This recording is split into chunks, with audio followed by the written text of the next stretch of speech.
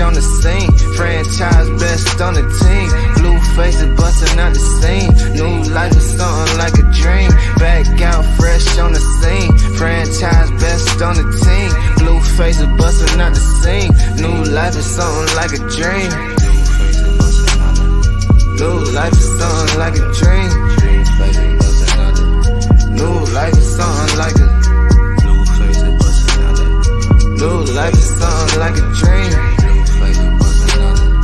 New life is something like a dream. I am not friendly, I came for the paper, little baby, don't get it confused. I see them paying to play, they be paying for pussy, my nigga, I'm paying my dues. They cannot see me unless I'm on TV in times when they happen to turn on the news. I am not worried about shit but the money, cause you cannot buy shit with all of them views. I've been on 10 like 4th grade, same nigga but I'm more paid. Lame niggas throwing more shade, but you know it don't faze me. I'm blowing out gas to the hole with hazy, with a new chick cause my old bitch crazy. Just a young player that the west side made me, but how could you blame me and how could you tame me? You can't poppin' that pussy, you claim you a saint. Do what they can and they hate what they ain't, but I am the greatest, that ain't for debate.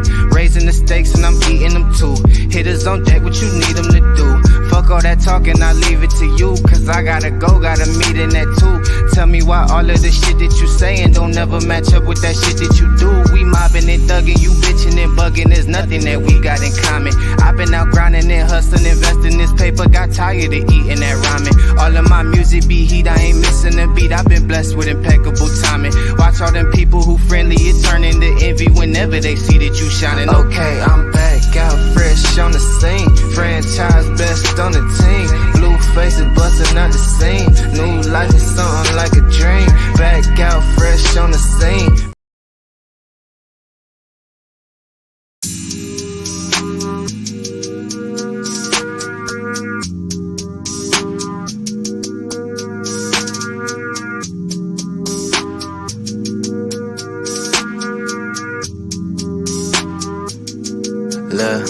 Okay, I'm back out fresh on the scene. Franchise best on the team. Blue faces busting out the scene. New life is something like a dream. Back out fresh on the scene. Franchise best on the team. Blue faces busting out the scene. New life is something like a dream. New life is something like a dream. New life is something like a new life is something like a dream. New life is something like a dream. I am not friendly, I came for the paper, little baby, don't get it confused. I see them paying to play, they be paying for pussy, my nigga, I'm paying my dues. They cannot see me unless I'm on TV in times when they happen to turn on the news. I am not worried about shit but the money, cause you cannot buy shit with all of them views. I've been on 10 like 4th grade, same nigga but I'm more paid. Lame niggas throwing more shade, but you know it don't faze me. I'm blowing out gas to the hole with hazy, with a new chick cause my old bitch crazy. Just a young player that the west side made me, but how could you blame me and how could you tame me? You can't poppin' that pussy, you claim you a saint. Do what they can and they hate what they ain't, but I am the greatest, that ain't for debate. Raising the stakes and I'm eating them too. Hitters on deck, what you need them to do? Fuck all that talking, I leave it to you, cause I gotta go, got a meeting at 2. Tell me why all of the shit that you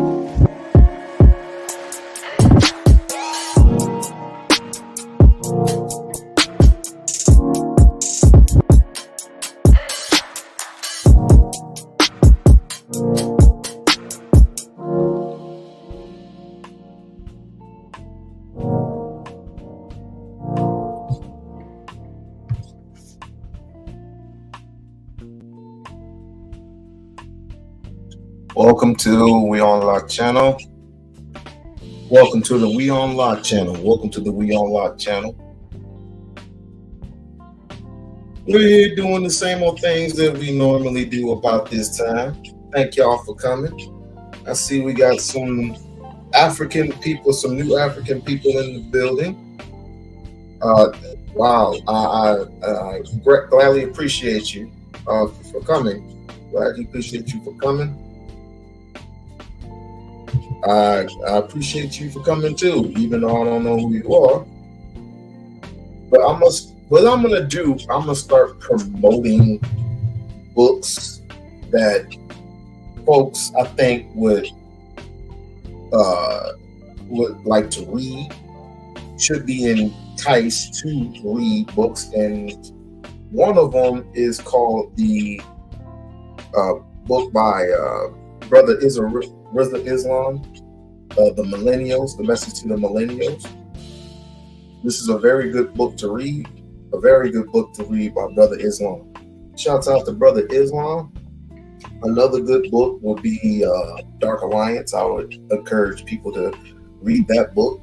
Another book would be, of course, my personal favorite with Dr. Claude Anderson, Black Labor, White Wealth. I have not read that all the way through. I keep getting distracted by all his other books. And this is the reason why I'm so behind. But I'm going to finish. I'm going to finish that book. Okay, those are the particular books that I wanted to promote. So now, watching from Saudi Arabia. Wow. Thank you. Thank you, fam. Thank you so much. From Saudi Arabia. That is a long ways away. I've never been outside the United States. What is it like to live in Saudi Arabia, if you don't mind? Is it like everything that a person dream of, or is it like I wouldn't encourage people to live here because of such and such? I wouldn't know. I've never been outside the United States. Never been outside the United States.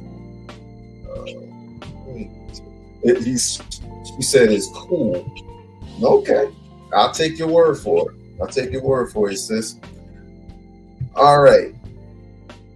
Another book. Well, one more particular book that I want to promote, and that's not it.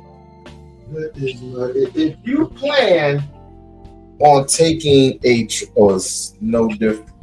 You said it's no different. It's no different these days. It's great. Okay. What's the food like? You gotta give me a food and nothing that we got here. We got everything here. You gotta give me a good food to eat. And the atmosphere, I believe the atmosphere is okay, it's fine, it's nice. Of course it's gonna be like that for tourists. But at some point in time I want to travel outside the tourism, you know what I mean? Just like when I go to Jamaica, some point in time, I say in the next couple years, and I end up in Jamaica. Some people were telling me parts about Jamaica that I definitely want to travel and see and explore. You know what I mean? If I go to Africa, parts of Africa, say like in Sudan or like in Ghana, where my aunt usually goes to. You know what I mean? But if anybody wants to travel, please read up on where you're traveling. Please read on where you're traveling. She said that the food, nice food, chicken, rice, Mongolian dishes, I don't know any of these dishes in American restaurants. Okay, I'm gonna have to Google Saudi Arabia because there's some places that I just don't go. I mean, my wife. I mean, my wife's been pretty much everywhere, and I have not been nowhere. On to the show. On to the show. I do this. I usually do Umar content every other Sunday, but this year is pretty much. I mean, I do Umar content for the fun of it, but I also do it for intents and purposes.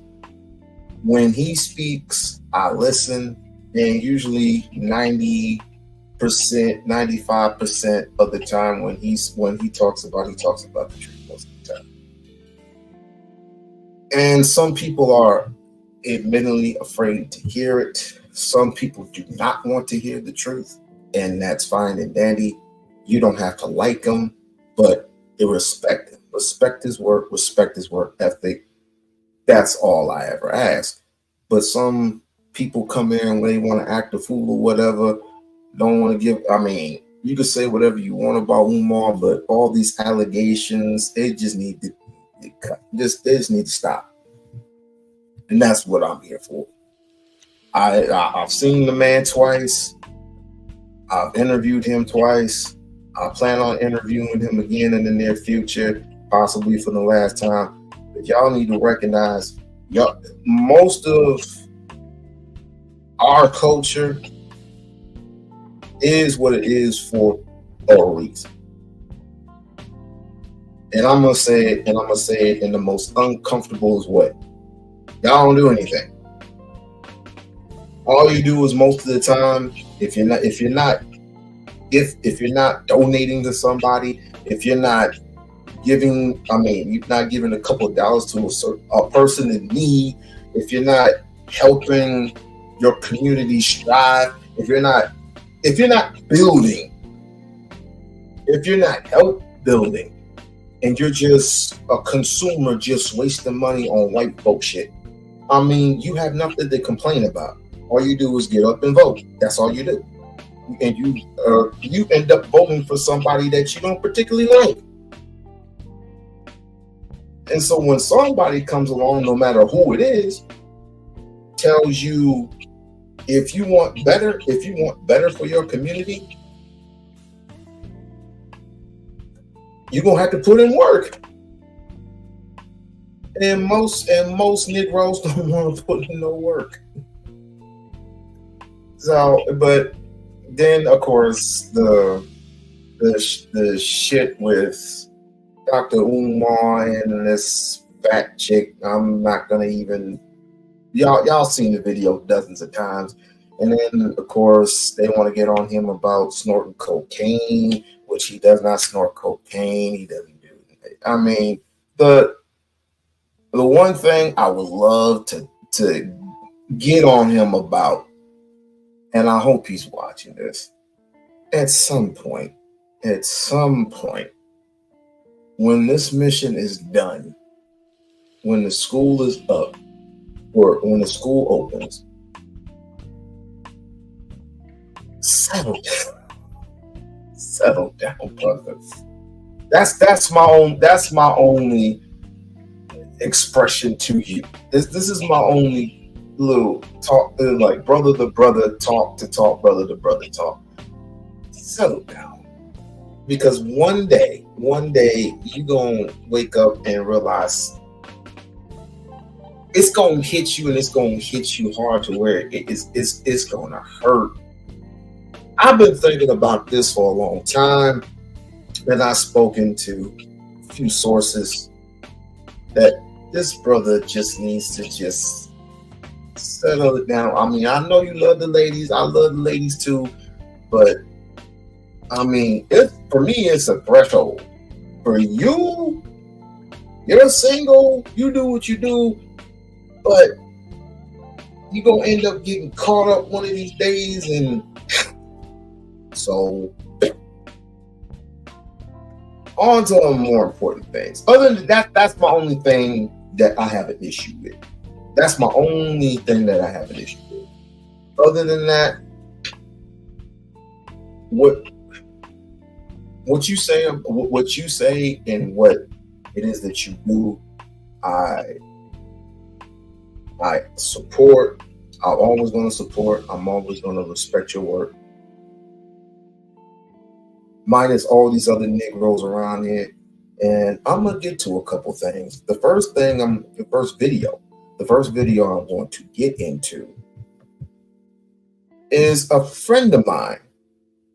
A friend of mine did a video on Dr. Umar.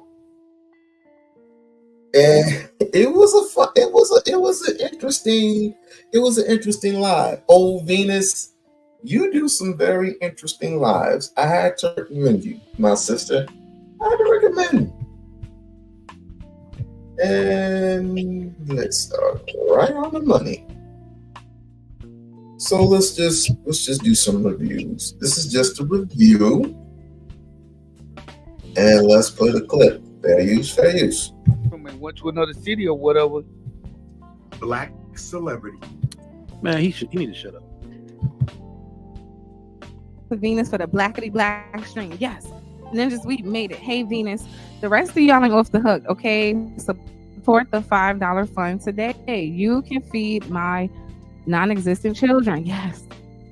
Okay, now look, y'all. If y'all have anything else on Kanye, I agree with you, Trigger Mike. It seems like Kanye, I'm not saying he doesn't go through things, but it seems like whenever he has something to promote, there's always some issue that he wants to highlight to kind of keep him, like, he's very good at keeping his name relevant, even if it's for something bad. But the point is, you're going to hear about Kanye West every other day because he wants you to.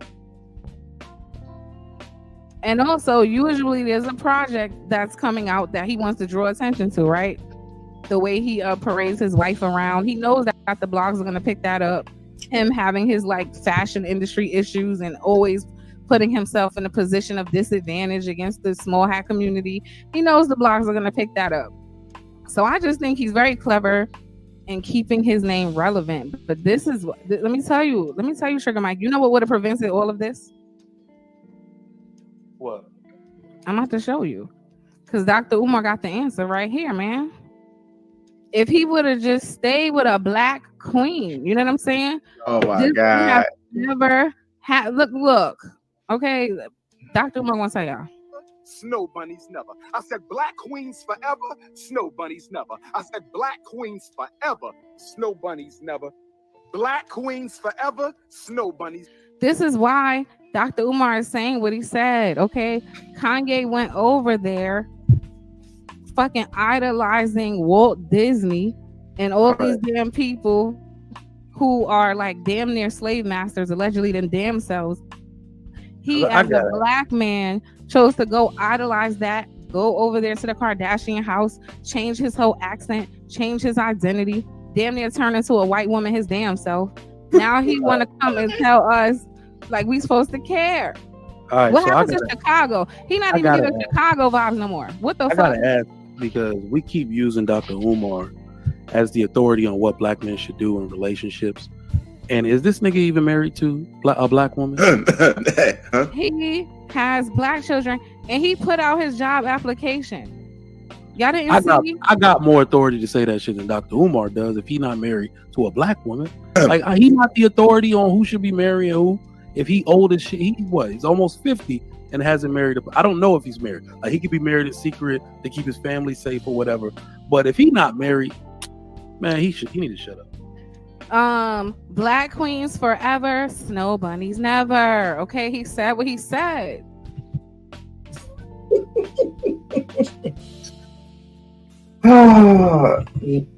Negroes from Nigeria need to go back to Nigeria and fix up your fucking family. That's what I fucking believe. A nigga that ain't got no real purpose in life and want to criticize other people for doing what they do. Don't even support your own. Well, let me take that back. You do support your own, but what it is you like to run that corporate bullshit, which almost every coon does. Every coon runs that corporate game on a brother and be like, hey, yo, man, maybe you need to clean up, man. Man, you clean up with it. This ain't a white thing, man. Bullshit, it ain't. And why does he have to be married to be qualified to tell you what it is about relationship? If he has a degree, if there was a such thing as a degree on relationships, and you pass the course, you have every. I know people who aren't married and have given me the game on relationships. Zoe Williams being one of them. So what the fuck this goofball talking about? With this little animation bullshit. Never mind. I'm trying to be nice. Obviously, Dr. Umar is the authority on who y'all should marry. Okay, He's your authority. He's your authority too. I'm the authority. I actually did what he's saying. I'm the authority. He's not the authority. Not my authority. He's your authority too because you did what he said. Because y'all a bunch of coons and Negroes. Y'all a bunch of coons. Each and every I don't know this dude, and I don't know this dude, but I know Trigger Mike. Come see about me, Trigger Mike.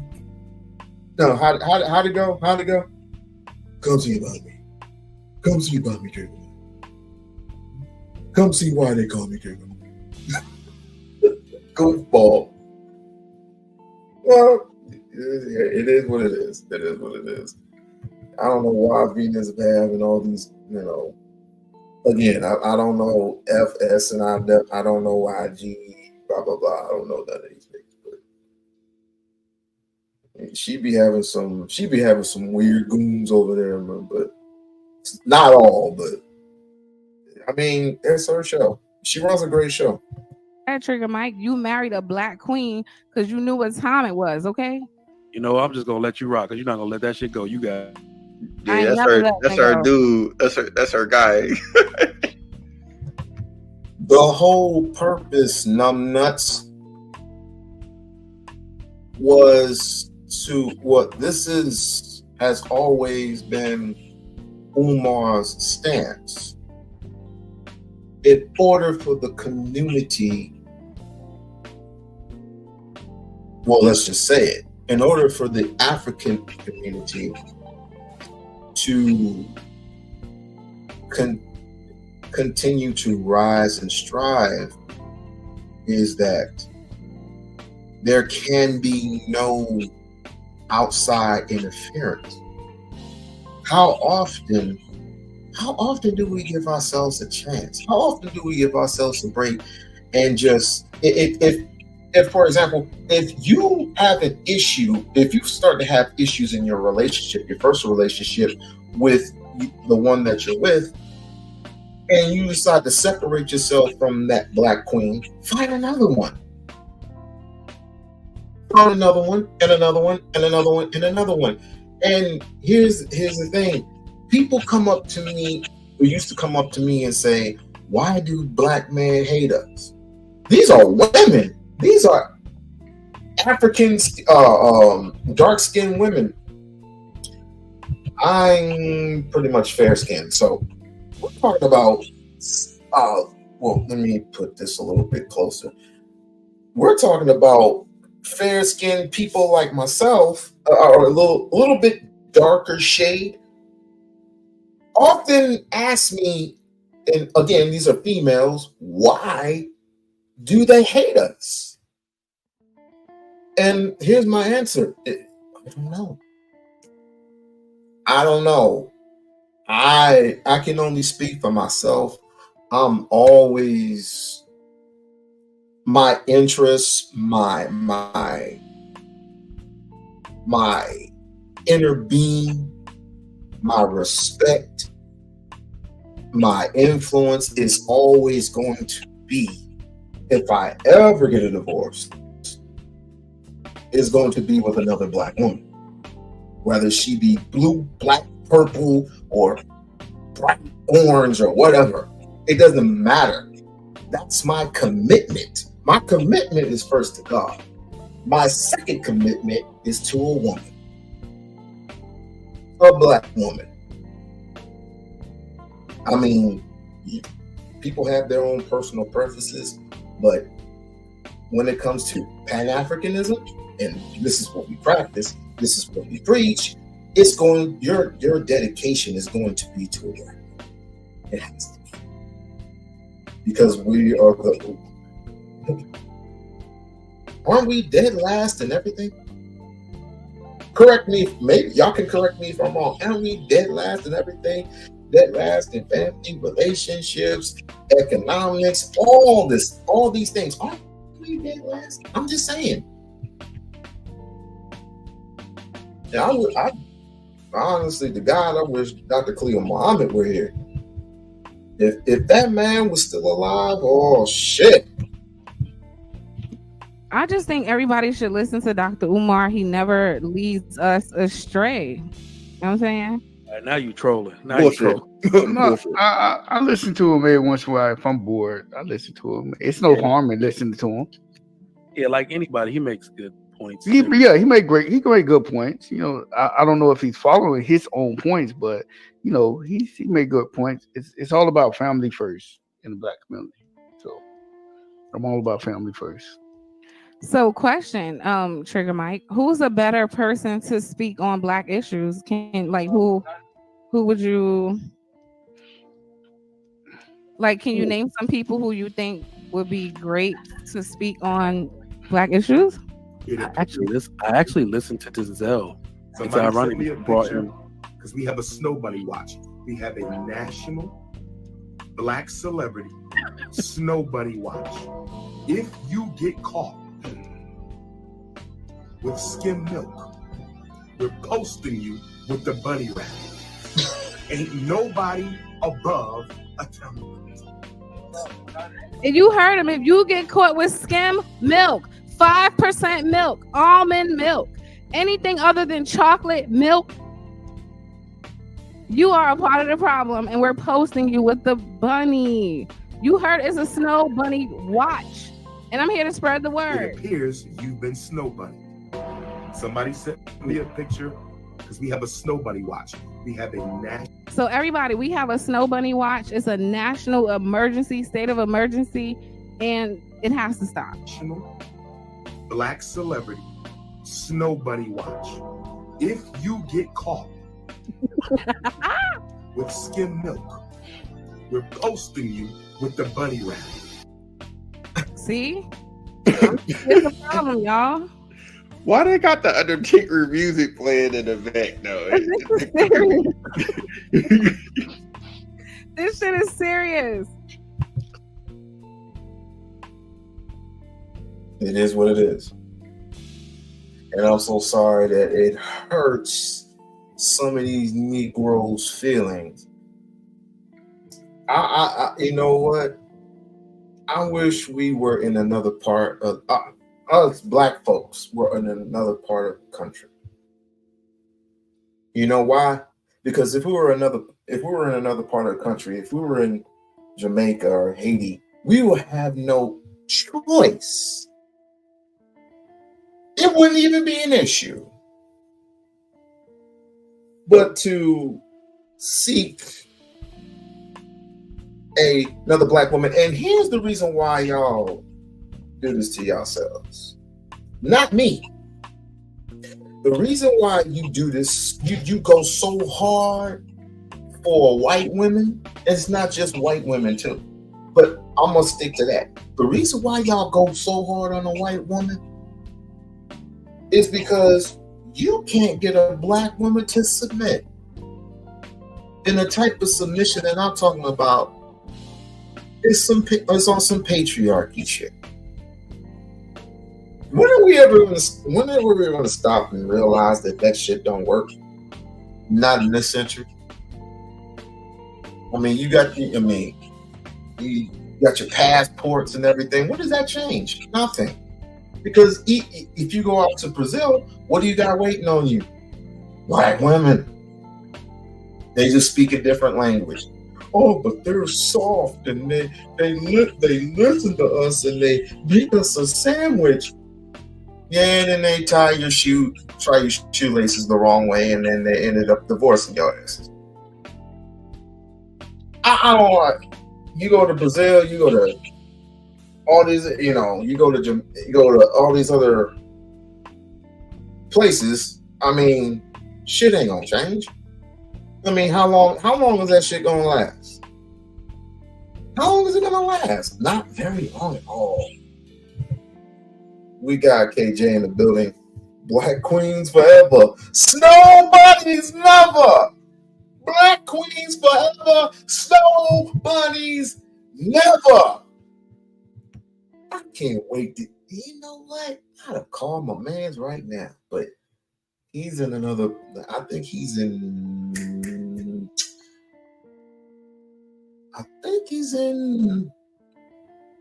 He might be in California.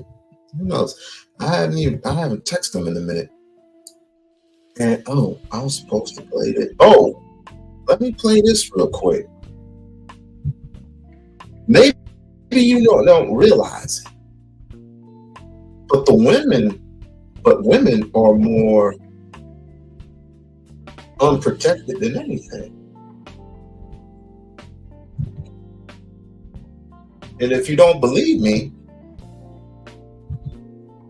let's talk about it. The person in America is the black woman. The most unprotected person in America is the black woman. The most neglected person in America is the black woman. And as Muslims, the Honorable Elijah Muhammad teaches us to respect our women and to protect our women. And the only time a Muslim really gets real violent is when someone goes to molest his woman. We will kill you for our woman. I'm making it plain, yes. We will kill you for our woman.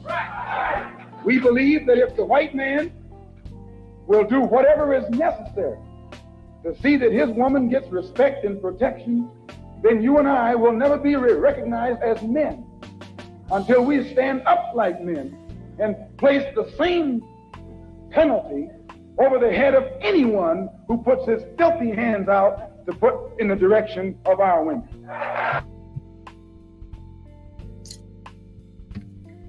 May you rest in paradise, Brother Malcolm Spaz, Brother Malcolm. But let's get back to lovely Venus.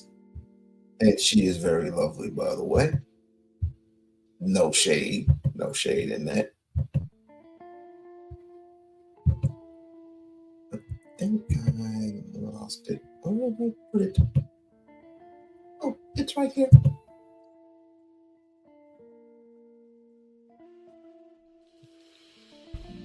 Them some mixed kids, man. I'm here for the Snow Bunny watch, man. People like who they like. Right. You can't control that. People like who they like. I don't went to school with guys that's hardcore from the hood. Oh, I don't like these and I don't fuck with it. They done got married and moved, stayed up there and never came back home. It is what it is. I'm not judging them, but people like who they like. Donald Glover got him a white Asian mixed breed. That he dealing with. Yo, but you know what's interesting about the Donald Glovers is that we gotta leave them type of black dudes alone. Black women never like that type of dude. No. Donald Glover. Like, that's a fact. Yo, I went to Weird school for with them. so many goddamn Donald Glovers. Let me tell you, because he cool. He either do his homework or he in the drama or art.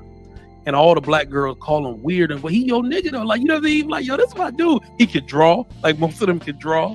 So you be like, yo, draw me a little Bugs Bunny tattoo, right? So he will be in your crew, and he'll be trying to spit at the black girls, and they be like, Donald, if you don't get the fuck out of my face, Yeah, exactly. ass nigga. So it wasn't that. I bet you if you ask him, it's not that he doesn't like black women. Black women have never fucked with the Donald Glover. But guess who was like, "Ooh, I like your drawing." Oh, he naturally will gravitate over there to the women that pay him attention. Hey, never liked them type of black dudes ever. Me going to college opened my eyes to a lot of things that I did not know growing up in a black community. It's just some black guy just got overlooked by black women, and when they advocated to white women, they just got the love. It is what it is, and vice versa. You know what I hear when I hear all that?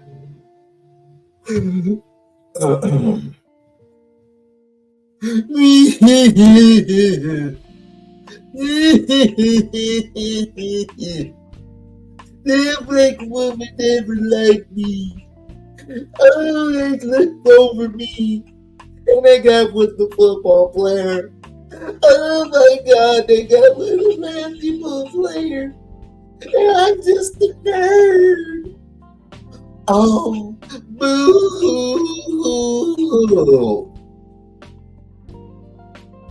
That's what I get out of it. Versa. It's black women that got overlooked by black men. They went off to wherever they came from and went to another city or whatever. They got love from white women. So, it is what it is. I'm not here to judge. Well, I'll tell you who is here to judge. Go Oh ahead, my Ms. God. Venus. Go ahead, Ms. Venus. You and I both know the answer to that question. I don't know why you I asked. gotta start it over because y'all started talking when I played the video. Okay. Y'all gotta hear. This is important. This is vital. Your girlfriend is I love you, Venus. white, but you have 10 years of experience. Can you work at the school? You and I both know the answer to that question. I don't know why you asked it. You and I both know the answer to that question. I don't know why you asked it. I just did a 2-hour spiritual seminar on detoxing yourself of negative energy. And here you come with your snow bunny demon energy. I repute you and I reject you in the name of your white God. I send you back to the white God of Europe.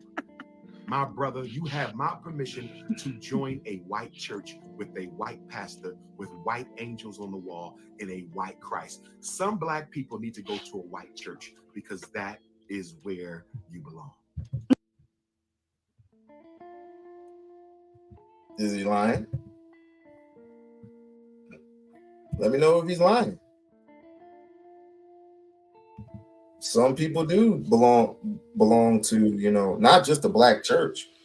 Y'all need to just go ahead and go over there to their communities if they'll accept you. Since you so hard up on white folks. Let me ask you a question that I've been asking for many years now, and I have not got an answer back yet. What do you benefit from being with a white woman? What do you benefit from being with a snow bunny? Ladies, especially ladies, what do you benefit from being with a white man? Candace Owens, what do you benefit from being with a white man? Stacey Dash, what do you benefit? I think we completely spoiled ourselves when it came to the black poom poom. When it came to the black poom poom, we spoiled ourselves, and we just gotten used to it, I guess. I don't. Not me. I mean, I wish I had it in cans. I open up a can. I'll drink. I'll eat it. I'll cherish it. I'll sleep with it all day. God damn it. I don't see myself. Been there, done that. Never again. I will be. If somebody gave me the choice of being with a white woman versus a black woman, I'll be like, is there any send me to a black woman? I don't care. Send me over there. But they got attitude problems. I don't care. Send me over there. But they'll deceive you. So, send me to a black woman. Out of 13 million black women in this country, and I don't even know how many in other countries. They can be Jamaican, they can be Haitian, they can be half Chinese.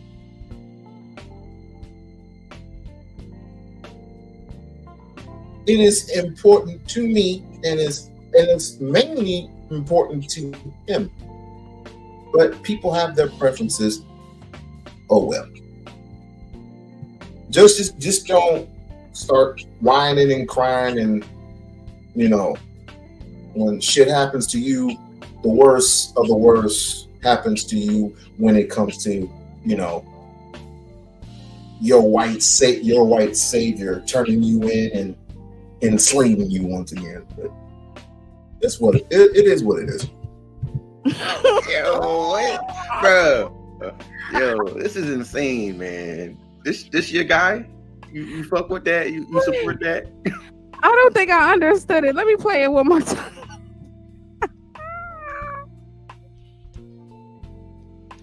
Oh yes, your girlfriend is white, but you have 10 years experience. Can you work at the school? You and I both know the answer to that question. I don't know why you asked it. You and I both know the answer to that question. I don't know why you asked it.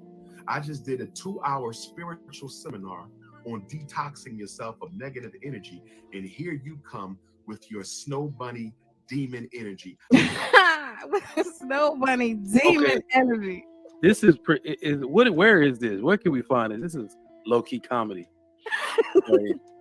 I had to lighten up the mood before we got into the serious interview with him. Let me say this real quick, because I heard him say that he was answering questions on that exact topic about the people who can work at the school. And I'm like, dude, you gonna get sued. You gonna get the shit sued out of you. No, he's not. If denying people a job, like, you can do whatever you want, but you can't tell them that's why you're doing it. No, he can perfectly tell. He can perfectly hire whoever he wants to hire in. It's his school. He paid for it. He has the paperwork and everything. It's his baby, his building. He has the keys. He can hire in whoever he wants to hire in. You cannot, if you give somebody a job and rescind it, like, or later and be like, it's because you got a white girlfriend, bro, you're gonna get sued and you're gonna lose. No, because this is where the interviews come in. Second, third, and possibly a fourth interview. Hell, it's happened to me. That's what bosses do, what supervisors do. They give you the first interview. If you blow up the first interview, then they want a second interview, and you think automatically, oh yeah, the second interview is going to be it. No, they want a third interview for whatever reason. I don't know why America does that shit. I don't know why corporate does that shit, but I guess they want to see you fold. I don't know what the reason is. It's stupid to me. If the first or second interview, if I give you a second interview, that means you got the job. To me, if I was a boss, but I'm not a boss, so maybe one day. He said what he said. You don't like it. I repute you and I reject you in the name of your white God. I send you back to the white God of Europe. My brother, you have my permission to join a white church with a white pastor, with white angels on the wall, and a white Christ. Some black people need to go to a white church because that is where you belong. He's just supporting you. You wanted to, you know what I'm saying? We support you here at the Blackity Black Association. If you want to be with white people, we support it, and we want to make sure you fully embark on your journey and you don't miss any aspects of that. So what we want to do is encourage you to further integrate yourself. So he was just encouraging, like, yeah, go to church with them, you know, just be with them. And I can't take this man seriously. Like every time he started talking, I start laughing. It's just like, stop trying to double dip. You know what I'm saying? Like, I think he's over it. It's like, do you want vanilla or do you want chocolate? You don't get to have both. Who said you can't have both? Who said you can't? I mean, that's what Dr. Umar said. On everything I love, I promise you, he's still slaying Snow Bunny. I promise you. Like he's like, no, my brother, I'm not slaying the white bunnies because the white bunnies, they don't have what I need. They don't have the substance. I can't take it seriously. Like I'm like, yo, it's like. No, I take that back. After that, well, there was a video last week. He liked them big blocks. He liked them big joints. I think he like thick. I think he like thick chicks. I never seen that woman. I wasn't with you last night. I ain't never seen you in my life. I was like, never seen her before. Okay. I just wanted to go over some of the, you know, like some of his history, because I like to do that when I got to talk about people. Just try to get a gauge on like their perspective on things, you know. And Dr. You're not late at all. You're not late at all, Mahogany. And that was a great live. Went downstairs. Oh shoot! I had a white fly my freaking eye. Anyway, nothing, just some coonery and buffoonery going on here. But you had a excellent show. Oh! Speaking of which, Mahogany.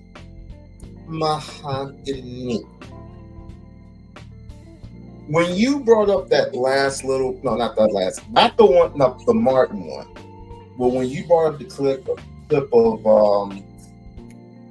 Kyle and damn it, Kyle and what was her name? I can't believe I'm blanking on the sister.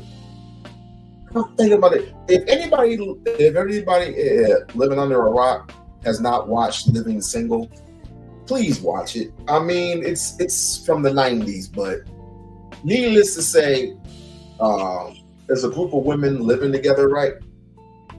And like 3 women living together, and then you got one, Maxine. You got 3 women living together, and then of course you got the neighbors across the street, across the hallway. You got Kyle Barker, and you got and across the street you got Maxine Shaw, and of course, who did John play? It's been so fucking long. You got of course you got the handyman and shit, and so they're living together. Hey, how you doing? They're living together, right? And they're either shacking up, they're in the same building. Max is the only one living across the street, and Max and Kyle Barker are like good friends. They bicker each other back and forth, but they really like each other. They just don't want to express it. And to me, that shows some type of nutrition. Kyle, have you watched Living Single? Where Kyle Barker is roommates with Overton. He's roommates with Overton, and they have a relationship together, right? But here's the thing: they're all friends. They're all cool with each other. They face adversity just like everybody else. But the most important thing that is missing today is that love, that element. And that's what Dr. Umar is referring to, that element right there. It's the same thing as Martin and Gina. Same thing with Martin and Gina. Same thing with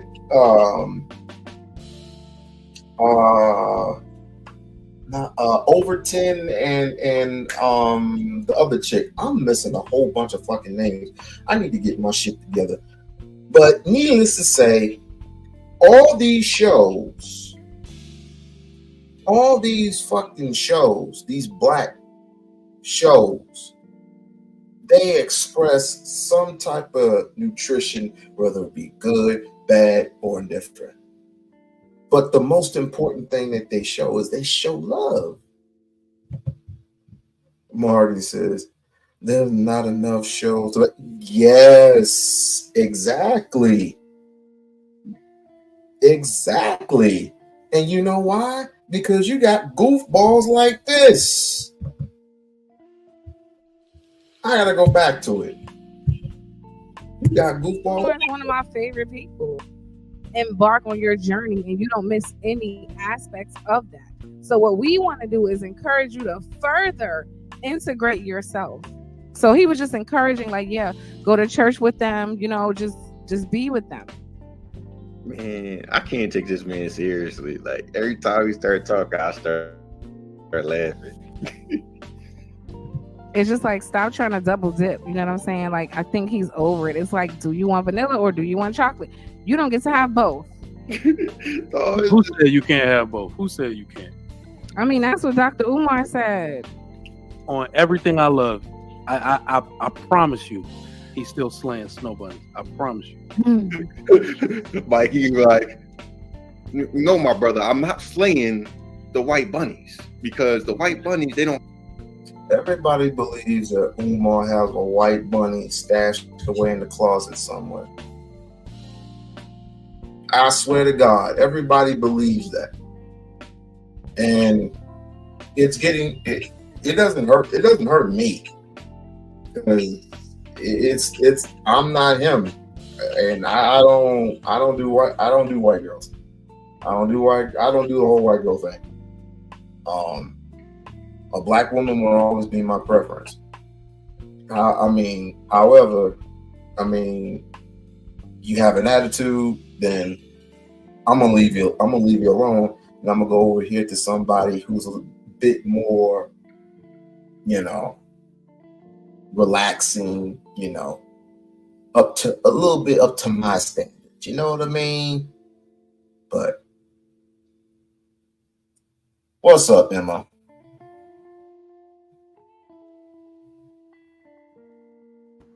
Emma, nothing much. How's it going? Trying to dodge some of these snow bunnies. They're coming after you. What my man say? I gotta find it. What did my man say?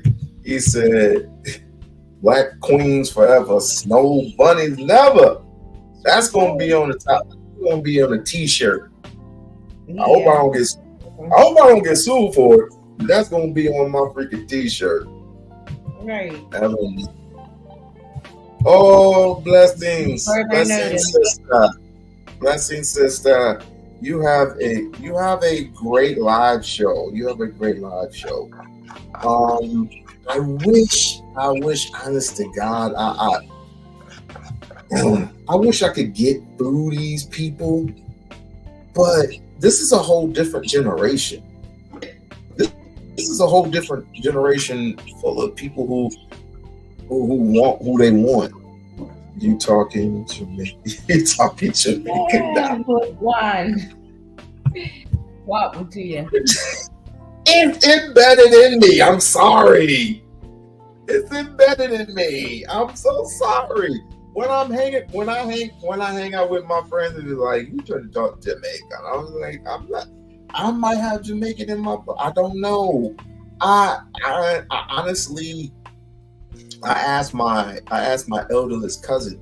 I said, "Who am I related? Who when it comes to heritage, that family tree? You know what I mean? I'm like, who am I related to?" And I remember her saying her DNA. I was like, who are we related to? And she said, "Yeah, you probably got a little bit of Irish. We have a little bit of Irish in our family." I said, "Oh shit!" And I was like, "Go to Ancestry.com and find out." You know how much they want for Ancestry.com? What? Too much damn money. Is it the hundreds, thousands? 100 Okay. just to take a little DNA test, and it's probably not organic any damn way. But Yeah, I took a lecture about that over the weekend. I had to figure that out. Yeah, I had to figure it figured out. Yeah, It's just over the weekend. you had to do it over the weekend because me personally, I hope to have somebody whose my DNA tracks all the way to Ghana somewhere, or Senegal, or I don't know, Portuguese. Shit. Shoot. I forgot. Oh. Yeah. Two of my sisters. Yes, a lot of African people that live in Spain. Say what? I say yes, African people that live in Spain.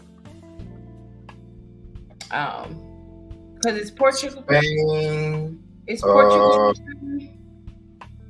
Yes. Okay. Family's from Portugal. Right, but I know my ex-fiance was living in Spain, and he was born in Equatorial You got Guinea. black folks in China. Yeah, You got because they go up there to go to school and stuff sometimes. Because he was still in school. He was still in college. Well, let me go ahead and get into this. Look, don't have what I need. They don't have the substance. I can't take it seriously. Like I'm like, yo, it's like. No, I take that back. After that, well, there was a video last week. He liked them big blocks. He liked them big joints. I think he like thick. I think he like thick chicks. I never seen that woman. I wasn't with you last night. I ain't never seen you in my life. I was like, I never seen her before. Okay. I just wanted to go over some of the, like some of his history, because I like to do that when I gotta talk about people. Just try to get a gauge on like their perspective. Is the music too loud?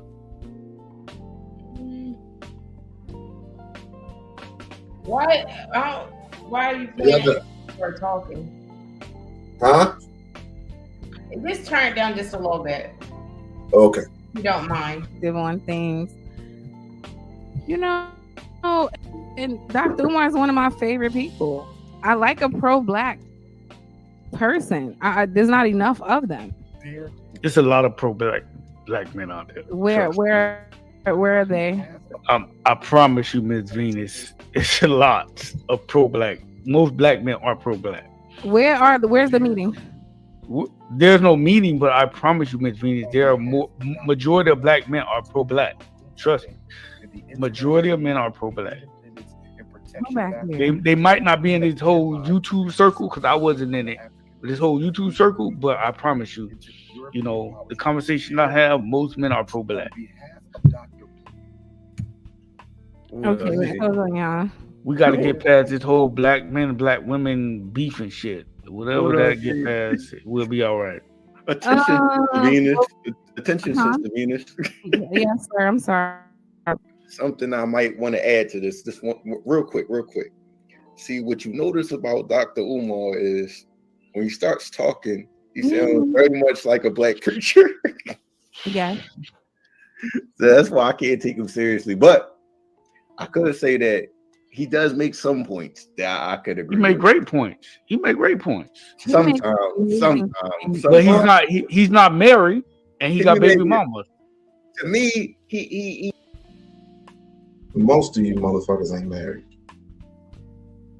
Only one person is married, but he act like a coon. Just because you're married doesn't mean you have the license to coon. I'll be damned if I ever going into the direction of government, because that's most of you incels are is government. It's for government. You want to be governed. You want to still have that slave mentality. Oh no, it's not all about black. We have far progressed. We have far progressed so much that the white man is behind us now. He's in the back of our peripheral. Oh, really? I always say this. The world may change, but the scenario stays the same. Why is it that you are pretty much dead last in everything? Why is it that every time president, I don't care what president it is, presidents end up taking all these immigrants from other countries and giving them the jobs that quote unquote black people don't want?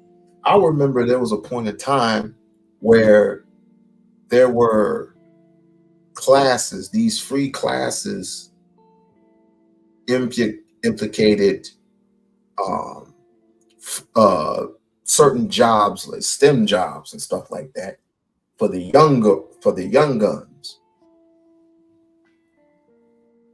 But at some point in time, they always have that excuse of government funding, low government funding, and so you take away those jobs that these young brothers needed, and you gave it to these outsiders, these outside influences, and that's how you ended up with the trench coat mafia back then. Here, still listening. Okay.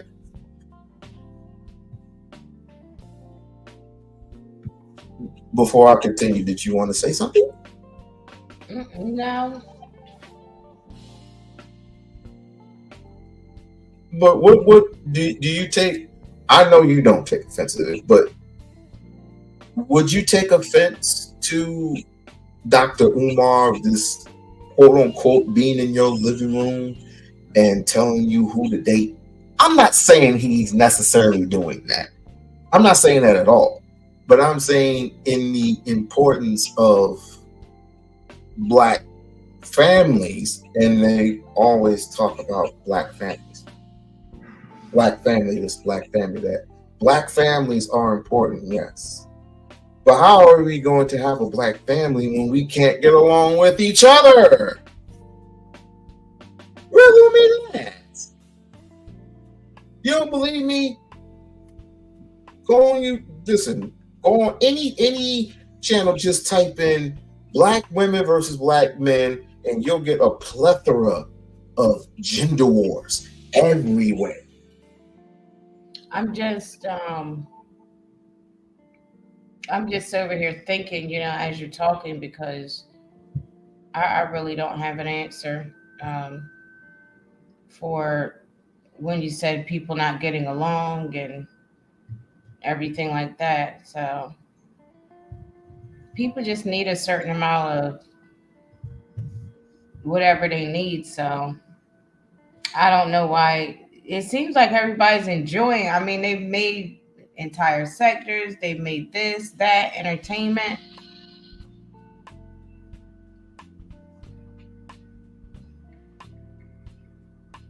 Yeah, I wanted to do a mahogany show earlier. Huh? I said I went over to Mahogany show earlier. Hi, Mahogany. Yeah, it was good, wasn't it? I got there at the end. I saw you was up there. But that's the first time I've been over, I think, in a while. So yeah, everything was good. Everything was good. I guess there was role playing and everything, and it was good to me. Oh yeah, so I think this whole thing it's getting a tad bit ridiculous, because I've asked, being that I'm on here on the internet and talking about it, but I've talked to other people who are not necessarily like in it, and they always say it's ridiculous too. I mean, we need to stop focusing on just these people who, these snow bunny people, whoever, and just focus on the people who want to go and still fight for true African liberation. So, well, excuse me. I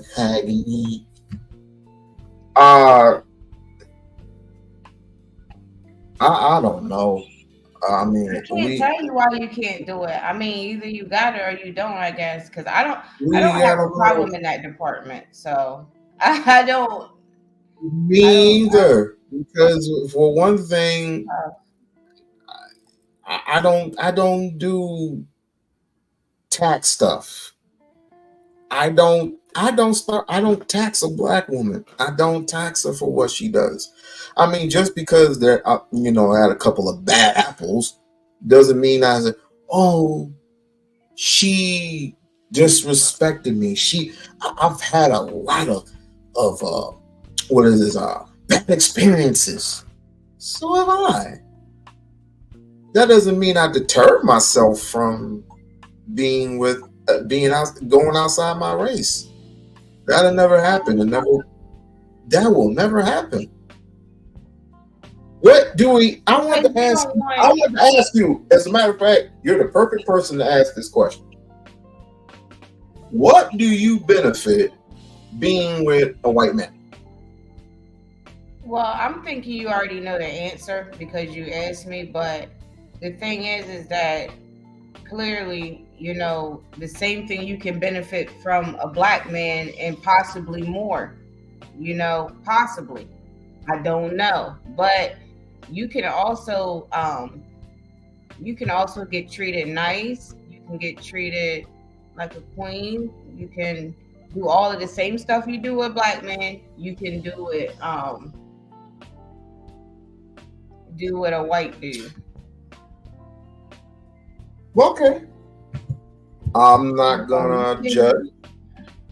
Yeah. I'm not gonna judge. I'm not gonna judge. No, I was gonna say I don't want to give the wrong impression to anyone who's not experienced in saying that if there's someone that treats you and you're feeling secure, you're getting what you want out of the relationship,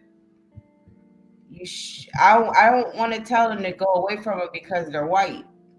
Because if a white man, especially with women, because if there is a white man that treats you good, I'm not going to go that deep where I'm saying like you have to go with a black man, because I don't want you to be over there and this guy is treating you like a queen. Yeah, until he ends up calling you out. This little thing inside of you saying you want to be, what you want out of life, and it's right in front of you, but you always had to try to say, oh, well, he's white, because you listen to other people. And I think that is a little bit of how confusion could get started. But, I think he's coming from a place where, and even in black and black relationship, like two black people, you don't want to let your revolutionary stance necessarily cause problems in your relationships. And because I am or was a part of a group called Revolutionary Singles and Couples, which are both celebrated, we, whatever you do, as a revolutionary, you don't want to let it get in the way of, causing, because we want to bring families together. We don't want to start all this beating each other down and it's not good enough, it's not here, it's not there, so, and then if you happen to meet someone and they're not black and they're doing everything that you liking and you wanting and you needing, forget that mess. You got to go ahead and do it. If that's something, you know what I mean? Like give yourself the better happiness. Yeah, happiness. Help yourself have happiness. And Okay. And, so and I don't judge, for I go straight to the points of this. You can think that, and you have every right to it. Just don't talk revolutionary to me. I'd rather have something genuine than have something that and revolutionary. Okay, it's a part of your marriage, but also if you listen to other people that are revolutionaries that are married, you know what I mean. I don't know if they necessarily will give the advice to let that into. I'm gonna have to look. I'm gonna have to go back and look at that lecture, but I know that Abenfu was saying, he was like, don't let something like cause problems in your relationship as far as, being a revolutionary. Because it's about what you want out of life. So But do you think they have just as much love and respect for you as a black person?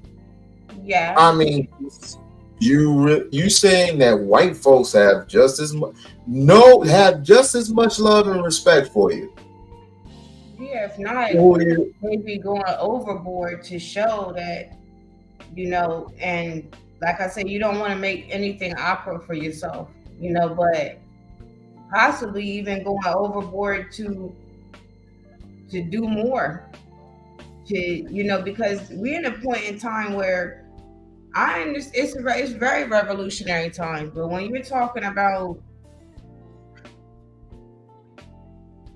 the day and time that we're living in, and you're talking about a person who's loving you and taking care of you, and you feel that and you know that, if that person is white,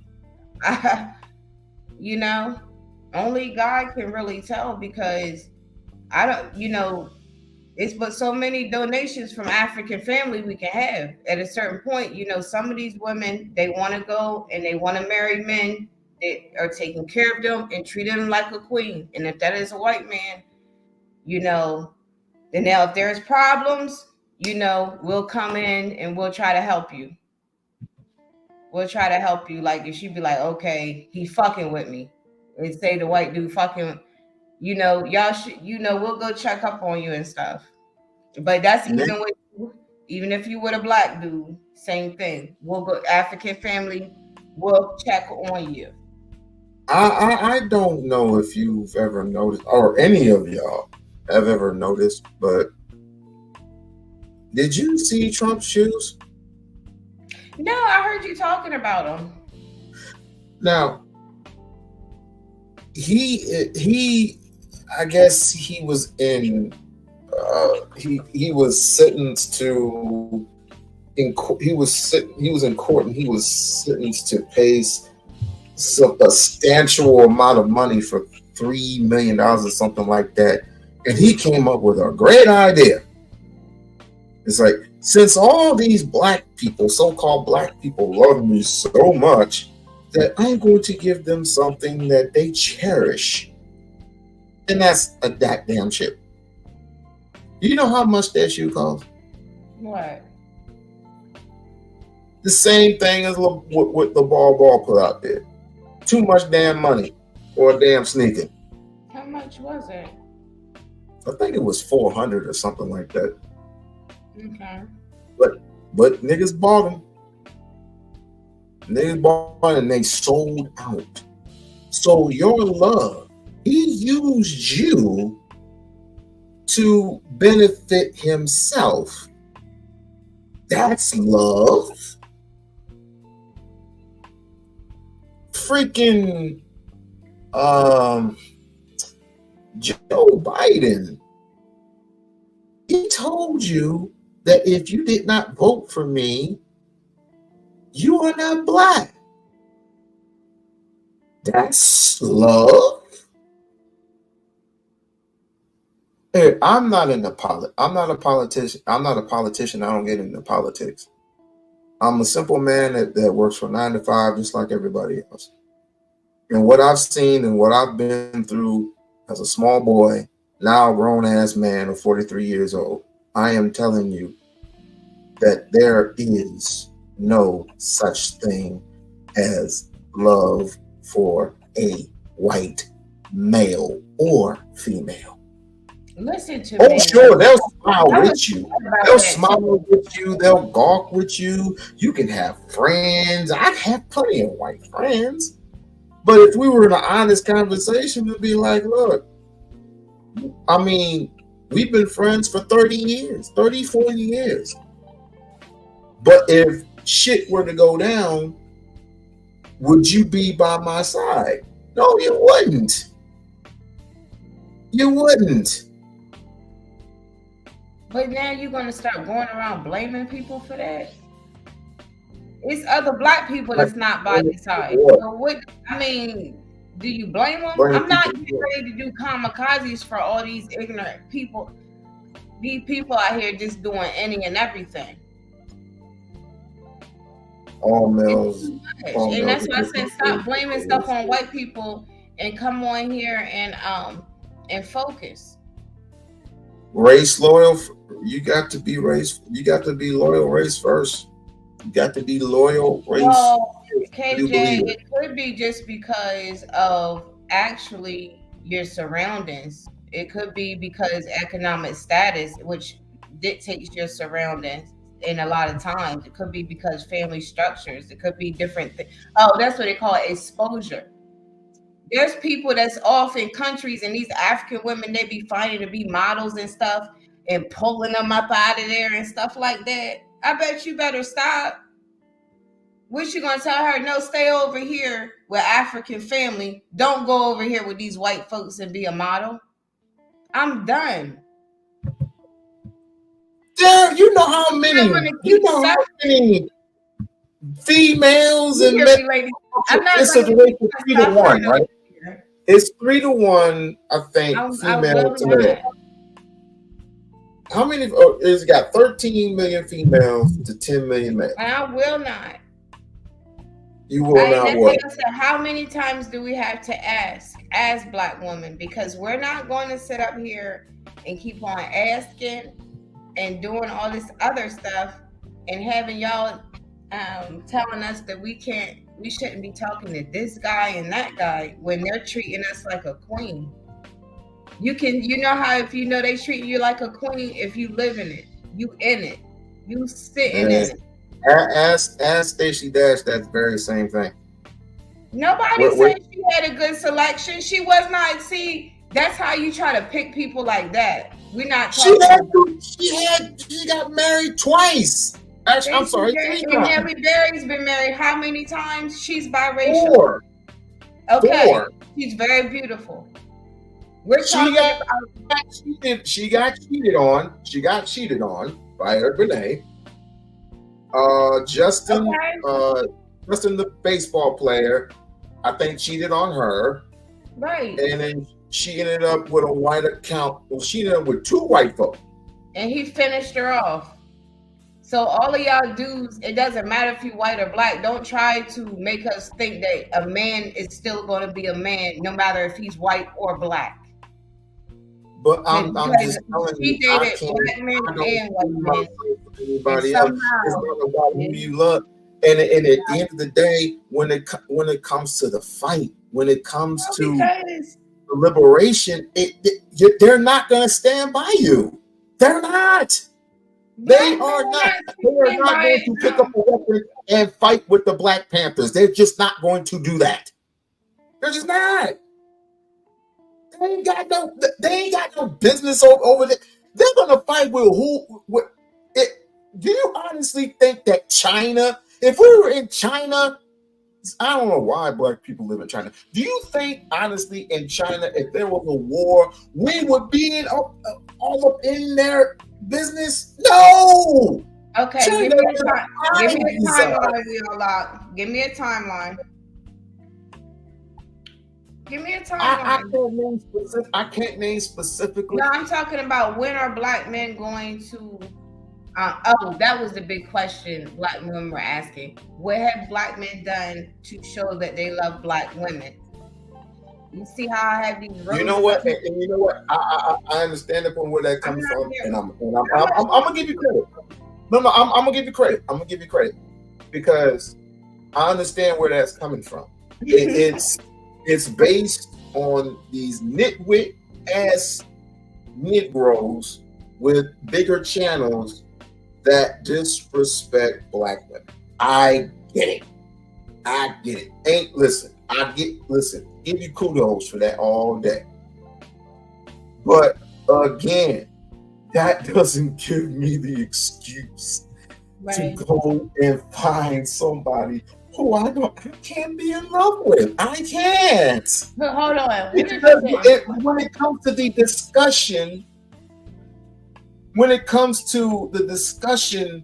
let's just say with my wife, if I have a discussion about black things, then she is more relatable to me. She can relate. A white woman can't relate to me. Okay, so you met her in school. If you went to a school that was majority white, you might have ran into, not even necessarily you were trying to find That's them. different. That's And That's psychological. for black women, we might run into Red Jamie and she understands white supremacy. She just can't deal with necessarily all these goofballs online because it distorts everything. And also, we don't, in the African Revolution, we don't use white supremacy because white people are not supreme. Over time, but overall, you do. I mean, you understand why people use that. No, it's not. You know what? It's white superiority. We don't use that because it's not about superiority, but it is about being supreme. So we could have black supremacy. It's not a problem, but it's a problem for us because we don't own anything. Well, being supreme, I think that's different than being superior. I think being supreme is different than being superior. It's superior because it's 60, we can all be supreme of the population. But for us as black people, it's not even about being. It is about being supreme, but it's never been about being superior. And some people feel like, I guess they felt like it was necessary, or they feel like they were superior. But yeah, supreme. You're right. And they have the right to be supreme. They got here some kind of way. You need to read. I promote books. But anyway, stop using that. You need to read this book. And it perfectly. Well, let's look up what supreme means, and let's look up what superiority means. I didn't say superiority. You said superiority. No, because they said, and you know what? They might not even really been talking to me. They said if you don't understand, but of course, I'm gonna take it because all these hours and years I've been doing this, and but no, you know what? You're right. So white superiority, yeah, but the thing is that if you look at the word supreme, and I learned that from the elders, and you look up the word superiority, I believe they have different meanings. Where all can be supreme, but it's the superiority that is where it gets messed up. So, and because I lost my train of thought. Let me go here.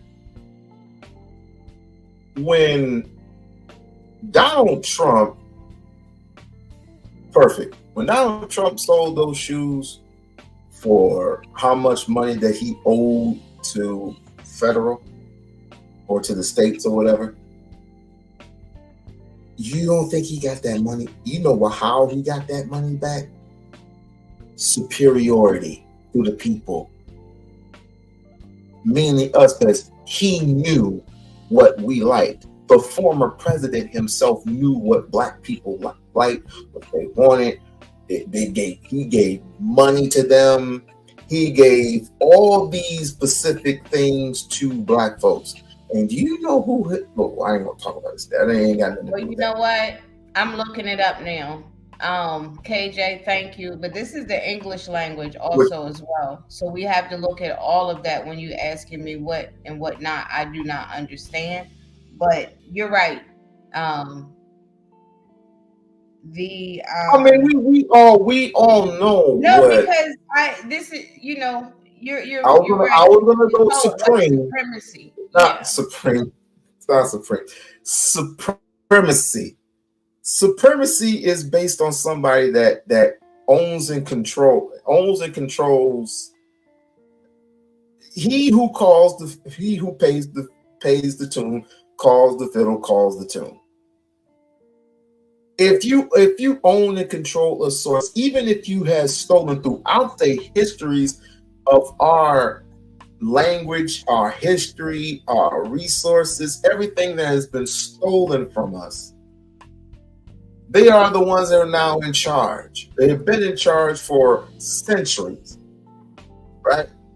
There was one point in time where Africans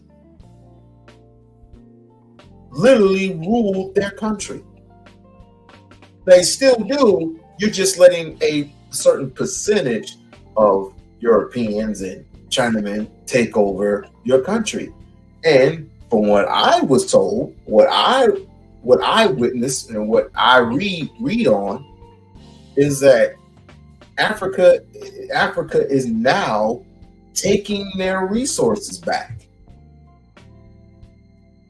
Because you can't have a whole two dominant forces in America and China just taking over people's landmass and not paying the toll. But that is superior. But my point is that's superiority right there. If anybody can tell you what, if you can't go to, you mean to tell me you can go to a country and you can just have free will to do whatever you want to do? Is that what you're telling me? But KJ, but see, you know what I was gonna say? The reason why I said that he was right, even though this is in the English language, KJ is right because they use the word in the definition of supreme, they use the word superior. So it's kind of almost one and the same. So that is right. But I know this elder I was listening to. I can't remember which one it is, but I was listening and they were explaining that. So I know they wouldn't steer me wrong. I got something wrong somewhere in there. So, but yeah, we all are supreme, but wanting to be over top of each other and not being able to communicate and share, it's just Why would you share information with people who don't like you? No, I mean, if we all have something, it could be a project or it could be something that we need to do to sustain. So, and I'll let you. So would you build with your sisters? I do. I go ahead every day. I'm always trying to do something. So I do that pretty much. Okay. I mean, that's mainly what you're supposed to do, and I get it. And you want to be. I mean, we live in America. I get it. So, I mean, there's white and there's black and there's mixed race everywhere. So, just because I'm born here in America does not mean I do America shit. What the fuck are you talking about? Like, I can't. This is the reason why I lose most of my energy, because the people of today, they just drain the hell out you with all this. Oh, we are the world bullshit. The world don't even like us. That's why we struggle. And then all of a sudden, this is the reason why I came up with the Willie Lynch video. You don't like each other. It's not even that. You're not supposed to like one another. You're supposed to say, look, I don't like you. As a matter of fact, I hate your freaking guts. But for the simple fact, I hate it when I get pulled over and I'm afraid I may not even go home. And I'm getting tired of getting pulled over. I'm getting tired of getting lynched. I'm getting tired of this white devil, this fiend killing our sons, raping our daughters. So we're going to do whatever we have to do to work together to fight this fight. And I don't care what I have to do. If I have to work with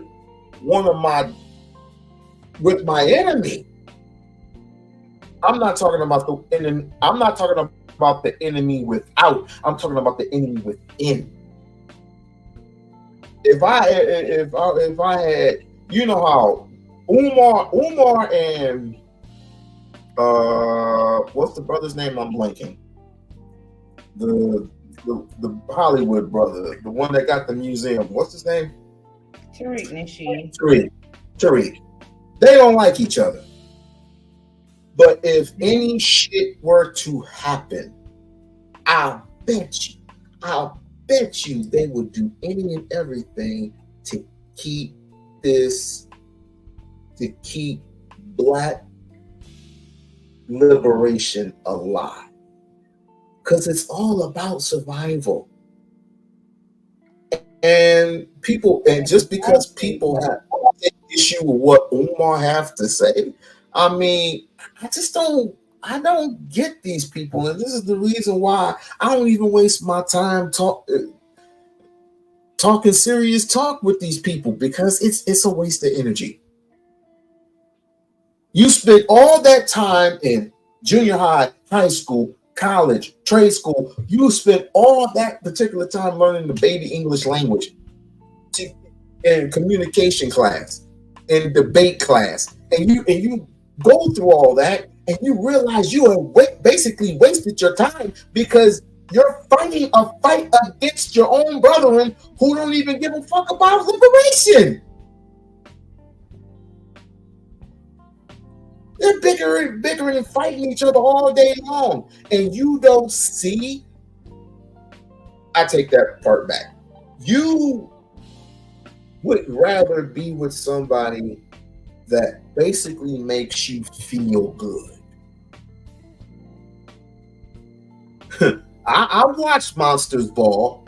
Can you make me feel good? Can you make me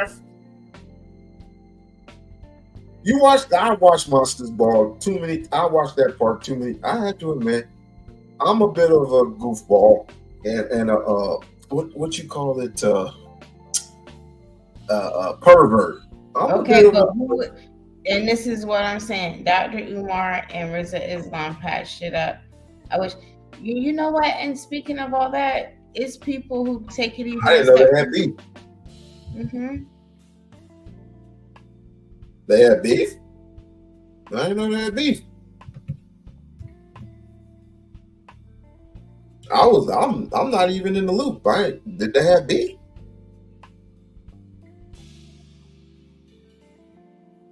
Damn. I didn't know that. I'm lost. Bottom line is, do what you got to do. Do what you want to do. Just at the end of the day, if you had go to your committee, yes, they should. Yeah, I seen that. They, at the end of the day, you want to, grab hands and sing Kumbaya with your, a person who is supreme, reigns supreme over you, and one day you sit by the campfire and roast marshmallows and say, I remember a time when my black friends, What's the word, Dad? What's the word nigger mean? Mm. And your dad goes, well, I don't know, son. I'm white. I don't know. What was the word? Well, ma'am, she wanted to know what the word nigger meant. It seems like it's more black people that say it now than white people.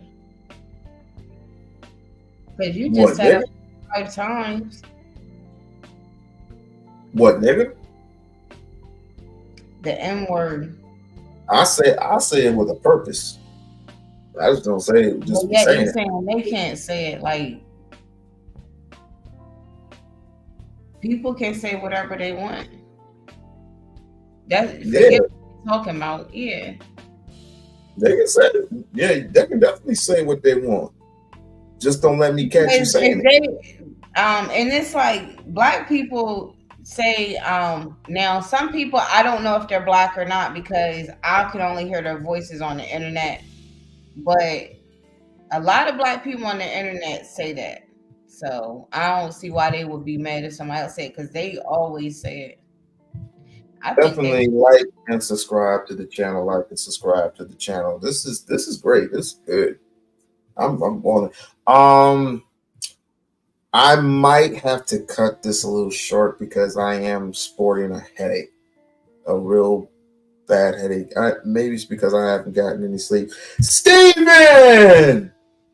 What is up, my bro? What is up with you? See, I told you they would follow me. I told you they were gonna follow me. But listen. I just don't know if that's the real Stefan. It is. It should. Stefan goes by Prince of Sheba, I thought. Maybe he has 2. Is that because when was the last time I thought Prince of Sheba was this morning. Okay. Hey Stefan. See, this Stefan, the I Stefan, he can they can easily do that and say, "Hi, Alma, it's me." Like, the second is so, But we love Stefan, so we don't believe it's him anyway. You know what I mean? Because that. Speaking of Sheba, Okay. Sheba, I want to. She had an excellent. She did an excellent stream where she was interviewing. I forgot who it was. She interviewed whose daughter it was. Some famous actor. But anyway, go to Queen Sheba. Subscribe to Queen Sheba. She has excellent live streams. Please go and subscribe to Queen Sheba. She is off the chain with it. You were saying? No, I felt like I was like maybe I was going a little bit too hard because you said you were developing. No. This is for the dog conversation. This is good. This is good. Yeah, this is good. Because you know what you're doing, what the young folks are doing, having those hard conversations. They are having hard. And speaking of conversation, and Venus, love you, Venus. You do excellent lives as well. Everybody loves me, my boy. Yeah. Speaking of conversations, let me give a shout out to my big homie here, Tony Kyle, who had an excellent interview with Dr. Umar. Let's listen in. I'm an admirer of people like yourself and other Black people who care about the community, actually do something and recognize the injustices and crimes that have been committed against us. When I think about people like Candace Owens, for example, I think she's extremely intelligent, very well spoken. But if she looks into the mirror I mean, if Candace Owens doesn't look into the mirror, I don't think she would know what color she was. I would think if she looked into the mirror, she would think if she didn't look into the mirror, she would think that she was white.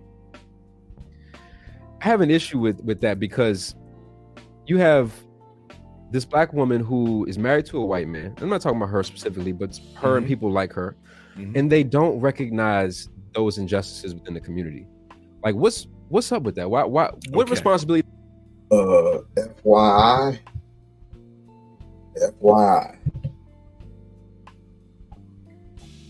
you will never catch me with dress like that. He's got it all groomed. He's got it all groomed how he got it groomed. But I like a certain hairstyle. I don't even know why, but I'm just making a statement. Let me continue. And I have something to say too, that I wish these black men would just leave Candace Owens alone. I mean, not stop supporting her, but I just don't talk about it. Hold on. Like it's her boyfriend, it's her husband. Hold on. I'm gonna let you cook. Because I can feel it boiling. I can feel it boiling within you. Because there are a lot of people who like Candace Owens. No, I don't like her, but it's tiresome. Huh? I say it's not that I like her. I know I should subscribe to her channel because I don't listen to her stuff because she says some stuff I don't agree with, but I don't understand why they always say black women aren't married and different things like that. But when we do get a husband, all these black men come jumping out the bushes trying to attack them. And it's the same. I already told you why. But before you cook, let me play a little bit of the clip. What does she have to address First of those all, issues? All super coons are extremely intelligent. You have to be a super coon. The problem is you're not loyal and you're not politically wise. Because wisdom, if you had integrity, you would never go against your community. So Candace Owens has no integrity. Jesse Lee Peterson, Supreme Court Justice Clarence Thomas, the Charles Barkleys of the world, they don't have integrity, but they're very intelligent. She made a decision that aligning myself with conservative white power and racism is going to benefit me over the long haul than aligning myself with black folks. Because there's no black woman out here cooning for the conservative white power base. If I become the lone coon, I will get rich, I will get wealthy, and I will get famous. And because black people don't hold anybody accountable, I don't have to worry about any retribution from my community. Candace Owens is very intelligent, right? But she's a super coon. She knows what she's doing, and she's doing it well. But here's what I would say to Candace Owens, Jesse Lee Peterson, Supreme Court Justice Clarence Thomas. White people don't like black people who tend to forget you're not one of them. I can promise you this. I don't know when it's going to happen. And a few of them may escape it, but most of them won't. At some point, white people is going to remind these coons that you're not white and we see you no differently than any other black. Yes, you kiss our backside. Yes, you parrot our talking points. Yes, you intentionally and consistently go against your community for our agenda. But at the end of the day, being white is a privilege and you're not one of us. No matter how much cooning Candace Owens does, she's never on the inside because you got to be white to be on the inside. You see that? No matter how much cooning Clarence Thomas does, you're never on the inside. You can only be an admirer, a supporter, a flunky, an agent, a functionary, a mule, but you can never be Caucasian. So good luck, Candace, because you've turned your back on your community and white folks will never accept you. See, the problem with the super coon is they think if they coon enough, I'll get probationary white status. There's no such thing as probationary white status for blacks. It don't matter if you got a white husband, white wife, live in a white neighborhood, talk white. It don't matter. You're still black. Let's take it to a eugenics perspective. Eugenics is the extermination of the black DNA. Complete eradication of the Negro species forever. It don't matter if you're a coon or not. Because as long as there's a black gene, the white gene is at risk. See, when black men were castrated during the lynchings, which still happen occasionally, unfortunately, as you see around the country, 95% of lynchings with black men, they castrated us. They hung Indian Jews, no castration. They hung Italians, no castration. They hung Irish, no castration. Why did they mostly, in every case, castrate black men when they hanged us? Why is that? Penis power, not sexual virility. Well, we have bigger dicks? No, has nothing to do with it. That's where we get it wrong. Black men think the white man envies your size. It has nothing to do with it. He envies your genetic power. You're the only man on the planet who can reproduce yourself in any woman. Name me another man who can reproduce. It don't matter if you lay down with the Jew, the Anglo-Saxon, the Arab, the Chinese, the East Indian, the Latino.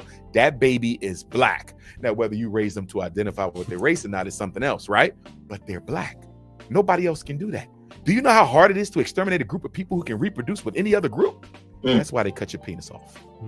Because the penis represents your genetic superiority over the slave master, and they hate you for it. This is why. I'll pause it there. And it's not like he's wrong. As a matter of fact, he's not wrong at all. In the Haitian Revolution, how many black women had their stomachs tore open and had their babies taken away from them? When it came to the Haitian Revolution, this is all Europe. And the Haitian Revolution fought 3 continents, or fought 3, let's just put it continents. 3 continents of white revolutionary males. And because of their sacrifice, they were punished. And they're punished still to this day. Still to this very day. When they talk about revolution, I'm talking about just that. How much are you willing to sacrifice? Or let me put it this way. How much are you willing to give all your freedom, all your revelation, all your revolutionary talk, all your talk, your black talking points, sacrifice all that to be with somebody who does not relate to you at all? Why would you go, unless you just want to be normal, you just want to be a normal person and say, I like John because we go to softball games or whatever the case may be. If you have that tension, then cool, fine. But let's not talk about what happened with the lady that got smoked by the cops.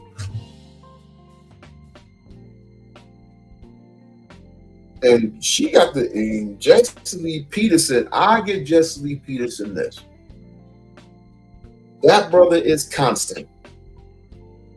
I respect him a little bit more than I respect anybody else. You know why? Because he has not talked away from his talking points ever. Ever. He loves America. He talks American. He'll tell you what you doing is wrong. There's no such thing as white supremacy. Da da da da da da da. He is who he is because he's the preacher's kid, and I respect him more than I respect Charles Barkley. I respect him more than I respect the cop. The cop from Minnesota.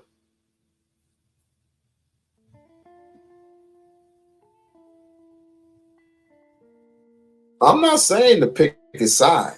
I'm not saying that at all, sis. Do what you need to do. But when shit goes down and, you know, you get your ass whooped by the police, or, you know, you're down in Charleston and you got the all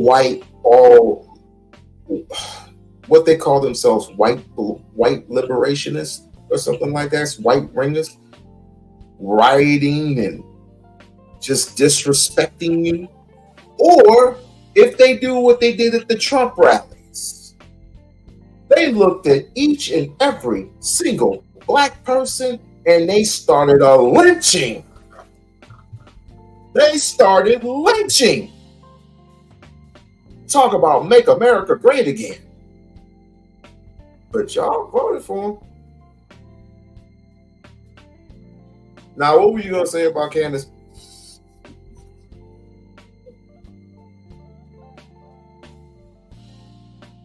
Emma, what were you going to say about Candace?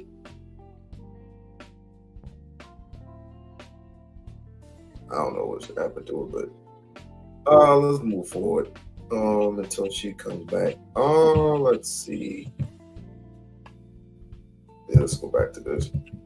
When the white slave master's wife had sex with the black man, she got pregnant. She had to go get a back alley abortion, because when that baby come out, no way is it passing for your husband's. Black DNA is too strong. You follow me? You rarely see a black child, mixed race, who you can't tell is black. Once in a while you get some, right?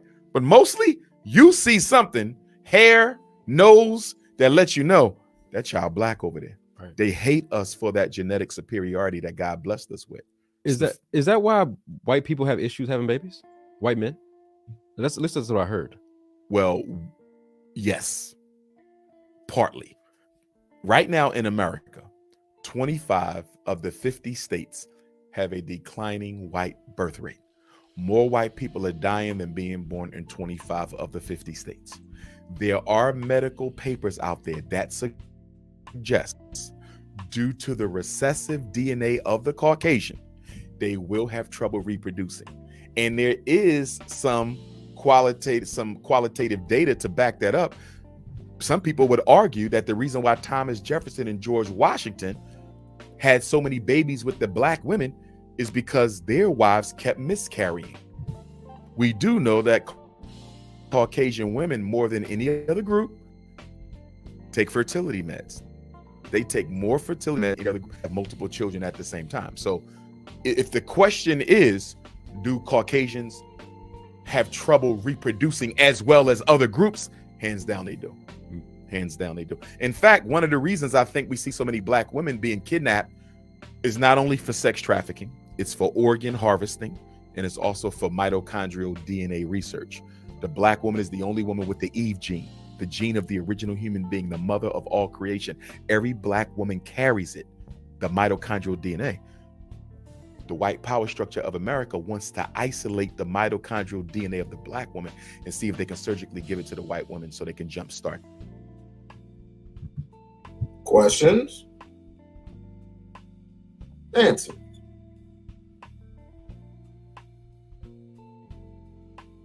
Is he right or is he wrong? I will take questions. Hey, I'm back. Emma, you there? Okay. Yeah, I'm back. So what do you got? Go ahead, blast off. What about what you talked about Candace Owens? I'm not going to even interrupt you. You go ahead. You take pretty much all I was saying about that. And then about what he just said. Yes, I do believe they're trying to do things like that. That Umar just said. Yeah. I don't know why you telling me blast off. I don't care. Y'all black men is the one that cares, not me. I don't need to blast off. I'm just letting you know, like it's looking kind of desperate. Desperate? Why do you say that? Because how many years has Candace Owens been married to this man before y'all get to prove that's her husband? I don't know. Me neither. Google it. It's obvious. It's obvious that yes, I am working. I am working at I am definitely working. It's quite obvious. I mean, she loves her husband very, very much, and she has the coon gene. I have nothing against Candace. Listen, I love the conversation him and her and Tips had Tip Harris, aka what's the brother's name? I don't listen to rap anymore. I don't even listen to like hardcore rap anymore. But when her and Tip Harris had that conversation at that summit with Killer Mike, that was T.I. That was beautiful. That was beautiful. Until the very end, where he said, you know, you just talk about some bullshit. Where she was talking some very destructive bullshit. You know what? Let me go to that. Because obviously you love Candace Owens. Just say that you love you some Candace Owens. Men don't. Or let me reiterate. Let me backtrack. Let me take that back. Would you say that you are for women, period, and that it doesn't matter who you date, as long as, I mean, there's love and respect there for the black woman, is what you're saying?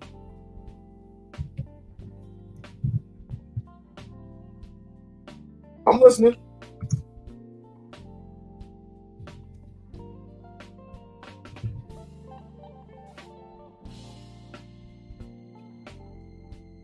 And were you there? Hey, for me, I mean, at this point, yeah, I think that, because it's a lot of people that are, if you look online, it's a lot of people who are they date, well, black women that date white men or whoever else. I mean, it just seems like it's mostly black men that's caught up and hung up on it. And then you have the women who they might be listening to it. I hope they do good with their hookups with these black men in the conscious community. You know how they be hooking people up and stuff.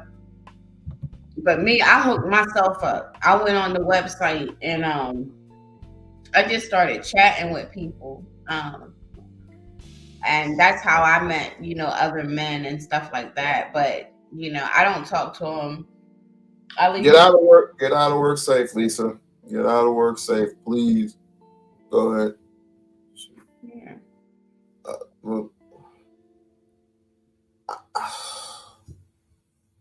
You were surrounded with a variety in your community, correct? Yeah, it was. But I hung around. My family was all black, so Your family. You said your family is all black. Is that what you're saying? yeah. But there are a lot of interracial relationships in my family. So, Okay. at this point, I'm the only one that's left. It's like, you know. Well, we won't get into all that because it's kind of personal. But well, let's say this: in your community where you live, the majority is, you know, black, white, and everything else. Same with my neighbors. But right now, my neighbors are mostly, for the most part, African, because of course I live To give you upstairs. an idea, the school that I go to, I know the school that my daughter goes to is 5% black before you start, you know. So that can give you an idea. 5%? Yes. So Damn. the majority of the guys that she meets, some of them are black, but some of them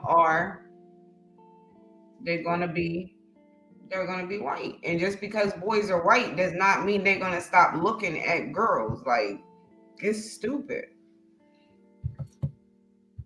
Ooh. People complain that they never got any attention from a black woman. That black women shunned away from them and all this other stuff.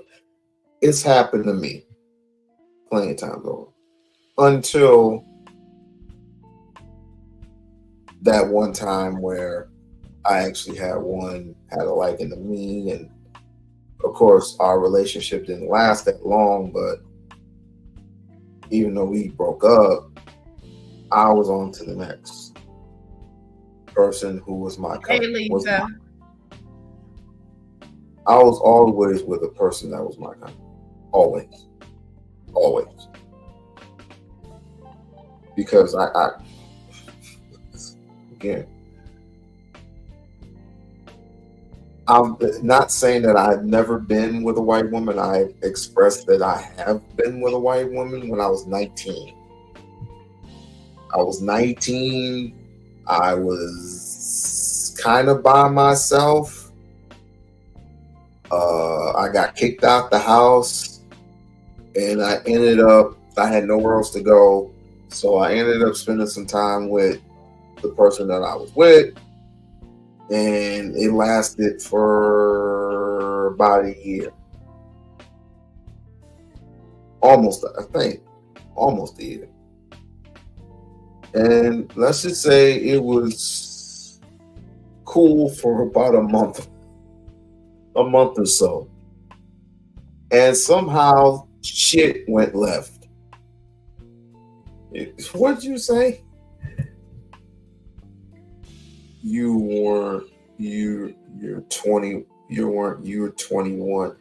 I was 21, and I was with my loved one at the time.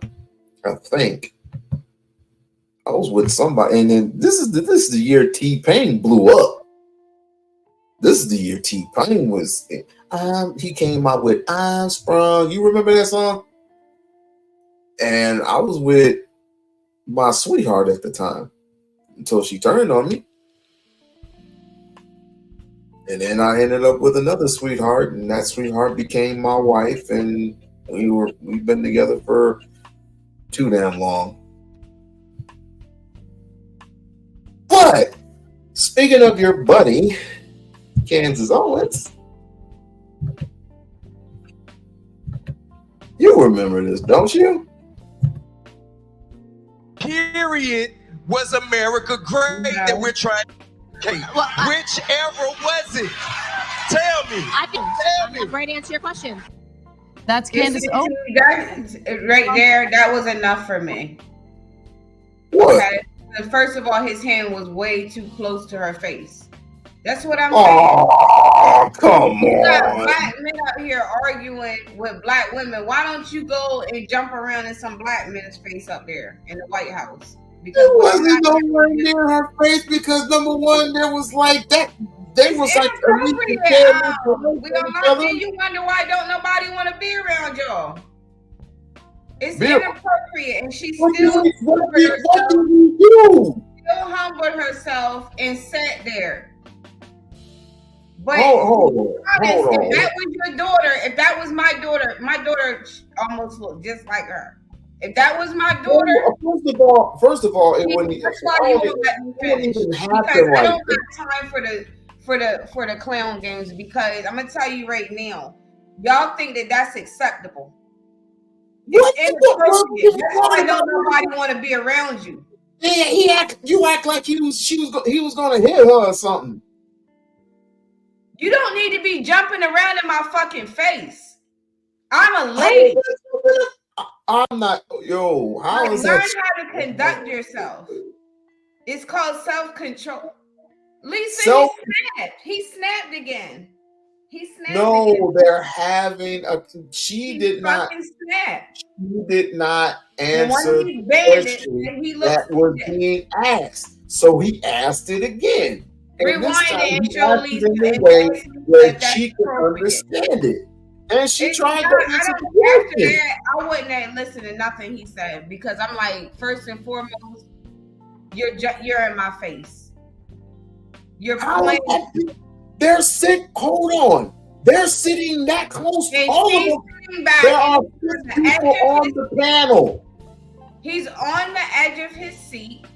Rewind it just a second so Lisa can see when he got up and put his foot It's in already her. at the point. It's already at that. It's already at the point. Hold on. Talking about the period when women couldn't vote, the period when we were hanging from trees. I'll answer. Or like the crack era. Which period in America are you trying to make America like? So I actually think that. So what's wrong with that? All they're doing is talking, and plus they have the chairs. Lisa, close like to, there were 6 people on the panel. That's not the way to talk to a lady. I'm sorry. I can't. I really can't sugarcoat it anymore for you because now you have to go. First of all, you have to go to the beginning. When they were when she was they were talking about liberation. They were talking about violence. It was a plethora of things that they were talking about on that panel. And Killer Mike was mainly the catalyst for that summit, the P. Diddy summit. Ugh. Anyway. He thinks he can do that because she's black. If that was a white woman, if that was whatchamacallum, he wouldn't have been all in her face like that. I don't. Because for one, I would have told him to scoot my chair over a little bit. I ain't even gonna lie because that's how they were sitting, and he was trying to get his point across, and he meant no disrespect. That's what. But then you wonder why you can't sit. But then you wonder why Candace Owens is sitting because look how she's carrying herself. She was talking to everybody. It's like when Gail tried to interview R. Kelly. Here he go getting up out his seat. She had to tell him, look, security. But that's why can't nobody do nothing because it's like. Yo, my son just came in the room with his new suit on, looking proud. Looking proud as he can be.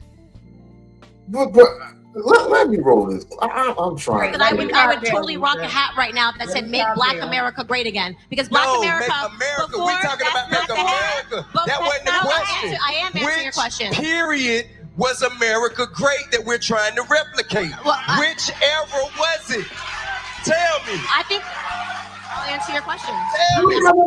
Wait. Look how they're sitting. He tried to skip that part, Lisa. See when he pointed at her face like that? No, look at you said you were complaining about the chick. And you're mad because you know she doesn't have to be there. She wanted to be there. But but she doesn't have to be, and that's why you had to resort to getting up, flailing in my face, pointing in my face, because you know you can't corner me up like you do these other chicks. You have to be. You have if you are a political analyst, or if you're a revolutionary, or if you're just a goddamn politician, they're going to ask you to come up on panels like this. They're going to. And look at all these black people up on here. Most of them got one coon up here, and the rest of them, I have to say for her too. But I can't speak for everybody else. Killer Mike, this woman I don't know. T.I., I mean he's in and he's out. Okay. He was literally physically reaching. Not even just with his work, just with his body language, like Lisa said. You reached for her. You know what angry man would say to you right now, and I'm just having a laugh. I'm having a laugh right now. You know what angry man would say to you right now? It's like, see, because he know angry man would probably notice that I was pointing out the fact as a woman that he was all in my face pointing. No, he would not. Angry man probably would have addressed No, T.I. he would not. He would have said something to T.I. if T.I. did that to his wife. Do you believe that angry man is for or against women? You think because he's black, the angry man wouldn't say something if that was his wife and T.I. was pointing on him or to her? Angry man would have said something to T.I. No, he wouldn't. But because you don't like Candace Owens. Nope, he wouldn't. Because he would have said he's just trying to basically explain. And when you have the greater Make America Great Again, which is one of the most racist things you can ever say to America, black men and women, what purpose and at what particular time? This was the question. At what particular time was America great? And then you gotta have a militant mindset. In the 70s, when? You Killer Mike is taking up the whole stage. That's why I say scoot your chair over. No, come on. That's a small ass stage. And P. Diddy is in the crowd. Come on, yo. Why do you do that to Killer Mike? Killer Mike is smart and intelligent. He's very, very smart. Being a hip hop artist that he is, he's very, very, very intelligent. Not saying that T.I. has no intelligence at all. I'm not saying that. This was a good example of why we can't come together. Lisa. We're talking about 1, 2, 3, 4, 5, 6. And you got the host here. That makes 7. And P. Diddy is somewhere around here.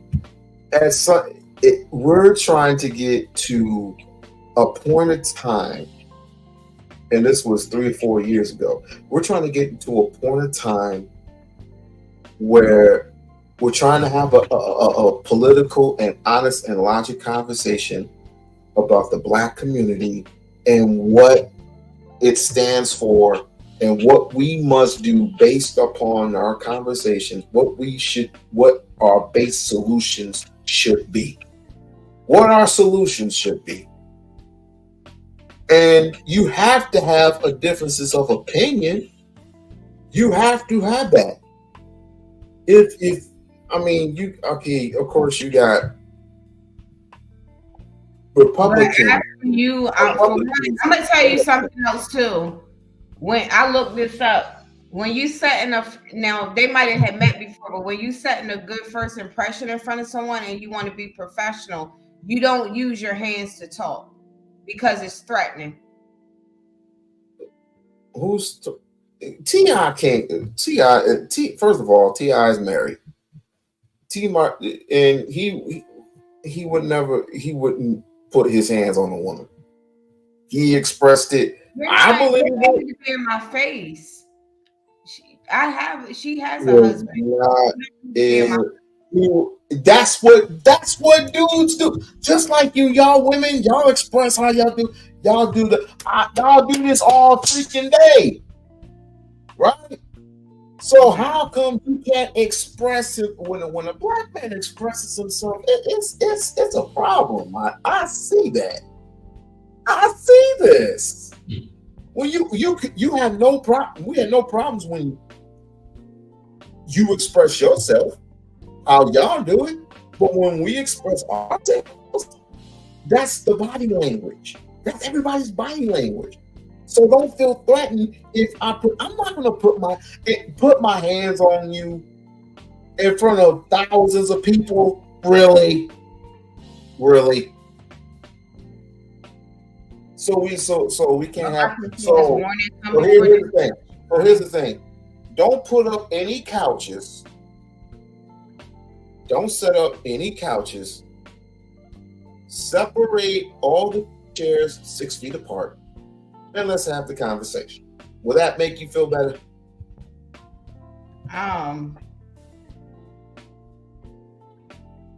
It's not even that.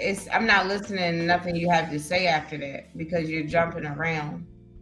I can't take you serious. But I'll give you another chance. I gave you a chance by even coming, but maybe she needs to do. Somebody says she's got to do these jobs now because, so she can stay relevant, with her husband. People were saying all kinds of stuff about her, but one thing is that I would say it just gets me because I hear a lot of Black men talking about, and even Dr. Umar says that only 1 in 4 Black women will get married. But when we do have Black women that are married, this is what y'all do. Y'all try to drag them and try to be haters. But I understand, within the boundaries of concern, but when you're going too deep, when you're saying things and referring to what her husband can and cannot do, that's her husband. So I don't want to hear y'all talking about how Black women's not married, because every time we get married,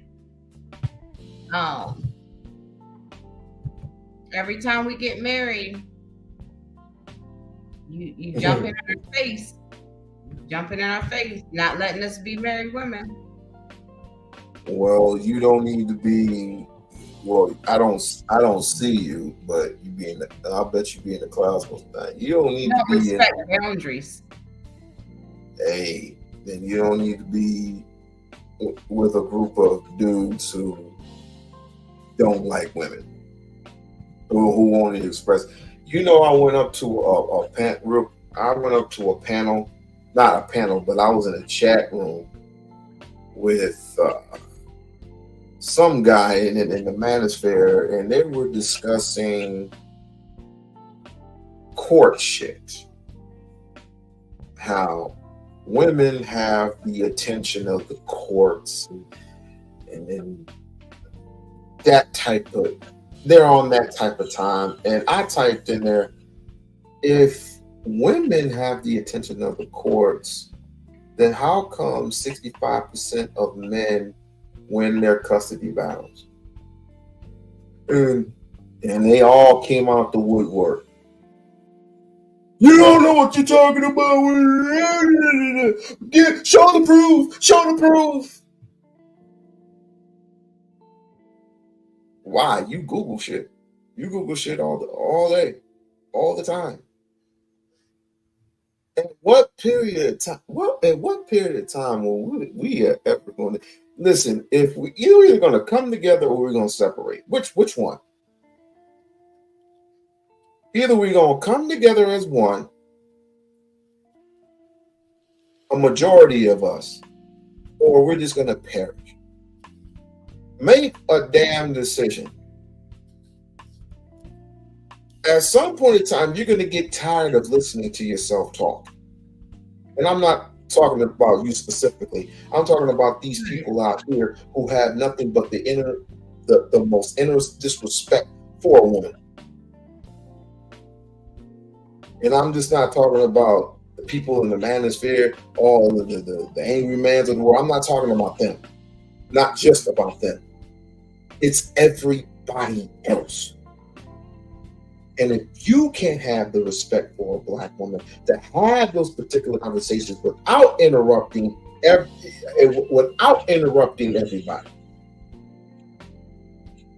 when you get to speaking, you're a Black man, you get to speaking, and you let her speak, she's being interrupted. Well, that's what women do. Women get tired of your bullshit. But I understand it. Let everybody speak. Okay. So you let him speak, and then, of course, I'm going to let you speak. We have this type of attention. This tension in who's laughing while all of you are arguing amongst yourselves, and he's continuously getting power. your white predecessor. And he's clapping his hands.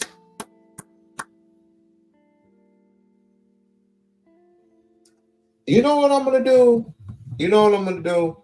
I'm going to find out how to unhinge ourselves of this Willie Lynch chip by doing this. I'm going to find out how we can get rid of this Dred Scott shit. How can we get rid of? How can we get rid of this? How You can know, we? and Tiny just started an affordable housing apartment complex. What does that have to do with Dred Scott? Nothing. I was just telling you. Oh, well, that's all. That's fine. But I am going to find a way. I'm going to find out how we can raise holy hell and just rid ourselves of this Dred Scott decision.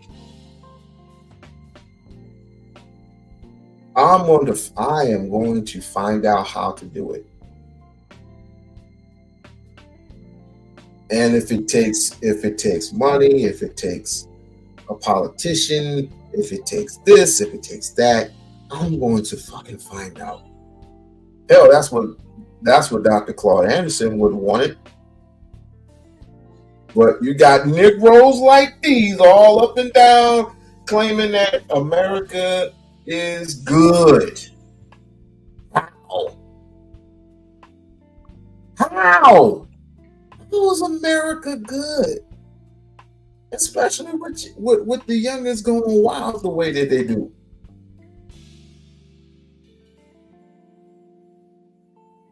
And then outside of here, this one Negro, I can't stand people who say the 14-year-old boy that protected his mother by shooting another black man in the back who was basically beating this woman's ass.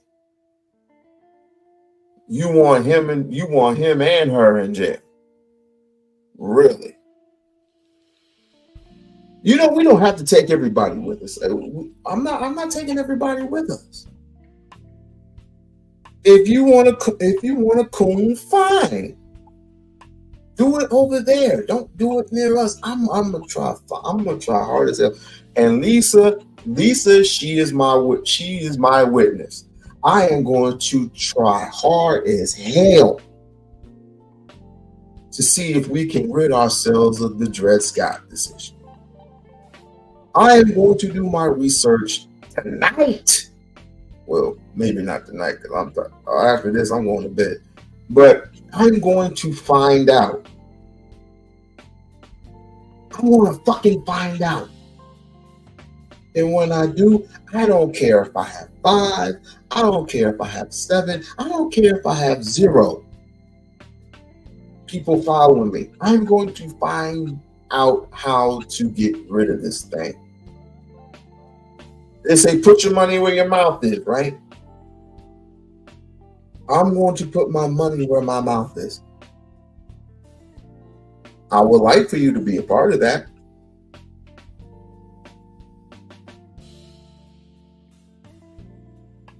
I would like for everybody to be a part of it.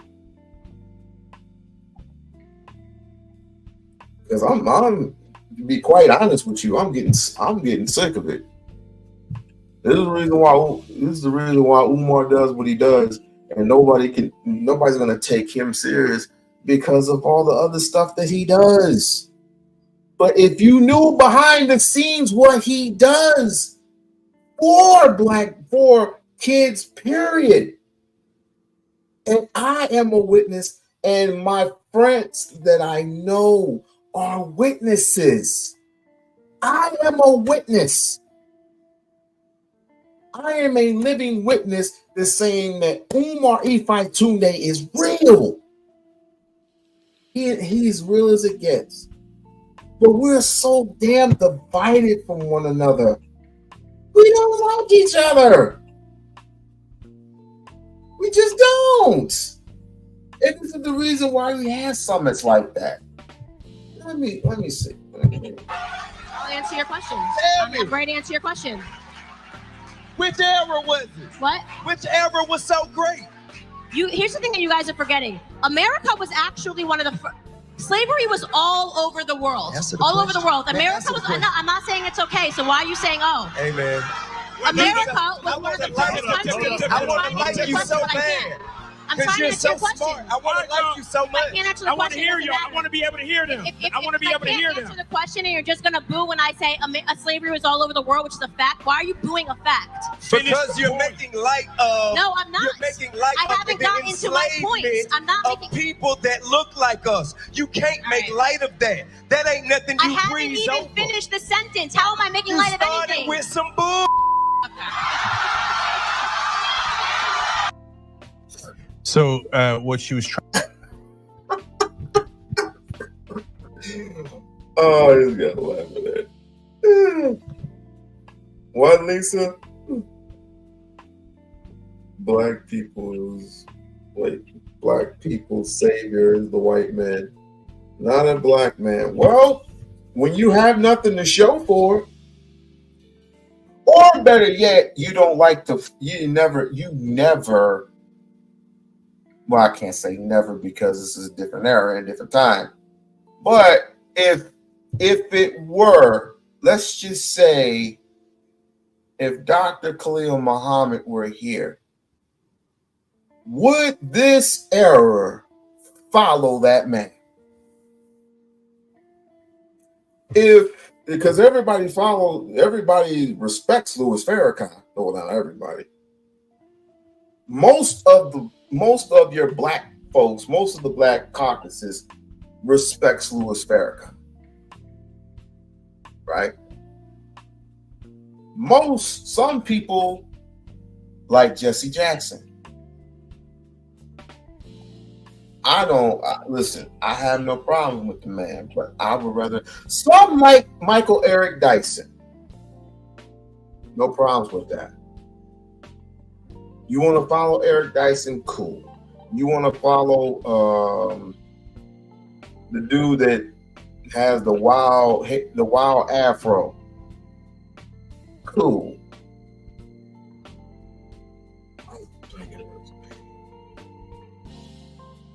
Cornel West.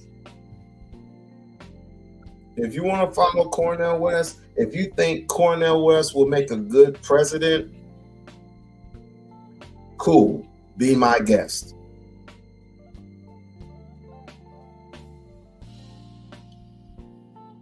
At some point in time, we need to look ourselves in the mirror. Emma, you there? Yeah. I would see why you would have a problem, because that thing at the end, it's kind of stunned. It kind of stinged. I get it. I get it.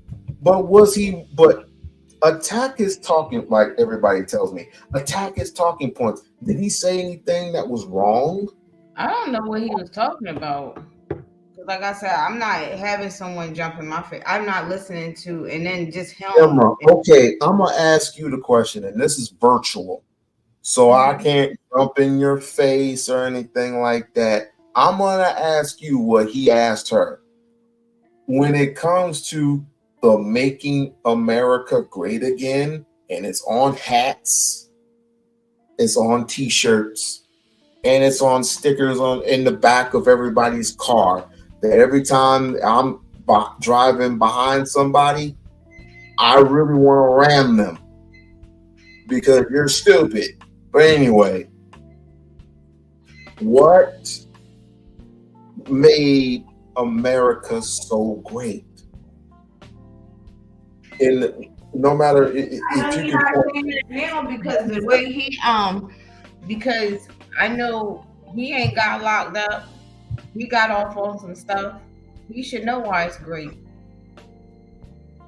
because he got off on some stuff, and half of the stuff people doing in these countries would not fly in other countries at all. And so he should see why it's great, because he had been brought up on some stuff and charges, and I see he didn't have to do no jail time. So what he? Oh yes, he did. Yes, he did. What he complained about? He did do some jail time for those guns. Yes, he did do some jail time. When? He brought guns from. He brought guns and silencers from other countries. The type of stuff that we don't have here in America. Where are you? And he didn't do time. That's why people say he did do time. They saying he was working with folks because he did not do time for that. He didn't do time for the guns? No. And not even time for the sex ring either. So he should be all right right now. That little Cloverleaf well enough alone. Who was that little Cloverleaf looking man? When they had that rap beef with Flip, little Flip at that time, he was in jail. He was in prison. They let him out temporarily to when he was supposed to do a show, and they let him out temporarily.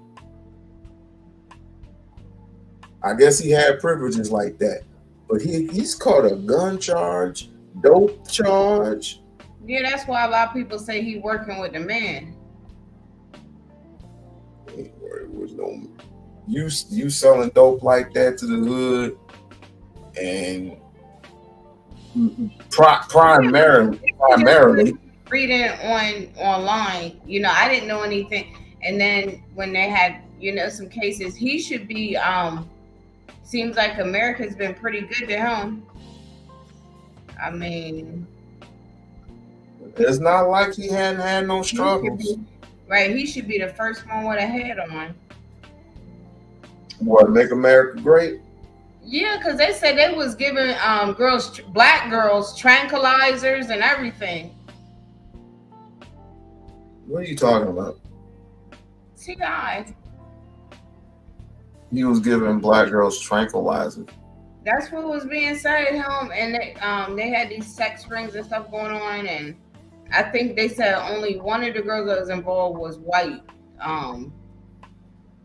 But maybe I don't know about all that. But yeah, that's why I said so. You can't believe it's Hollywood. It's Hollywood. Yeah, so we see why he's jumping around. So notice I've never said follow T.I. Now did I? I don't follow Hollywood. I would rather follow Brother Polite. No, let me take that. Well, damn. No, because if we go, I'm not following none of them, because if you go underneath their rules, you're gonna be messed up out here. Because they don't. I'm telling you, these people are some cold-hearted people. Everybody that was on that stage, pretty much. No, bro. I mean, most of the conscious people. I'd rather follow Sign 10 times over you than to follow any of these rap artists. And I'm not really a big Sign fan like that. Umar comes first before everything. Ask why.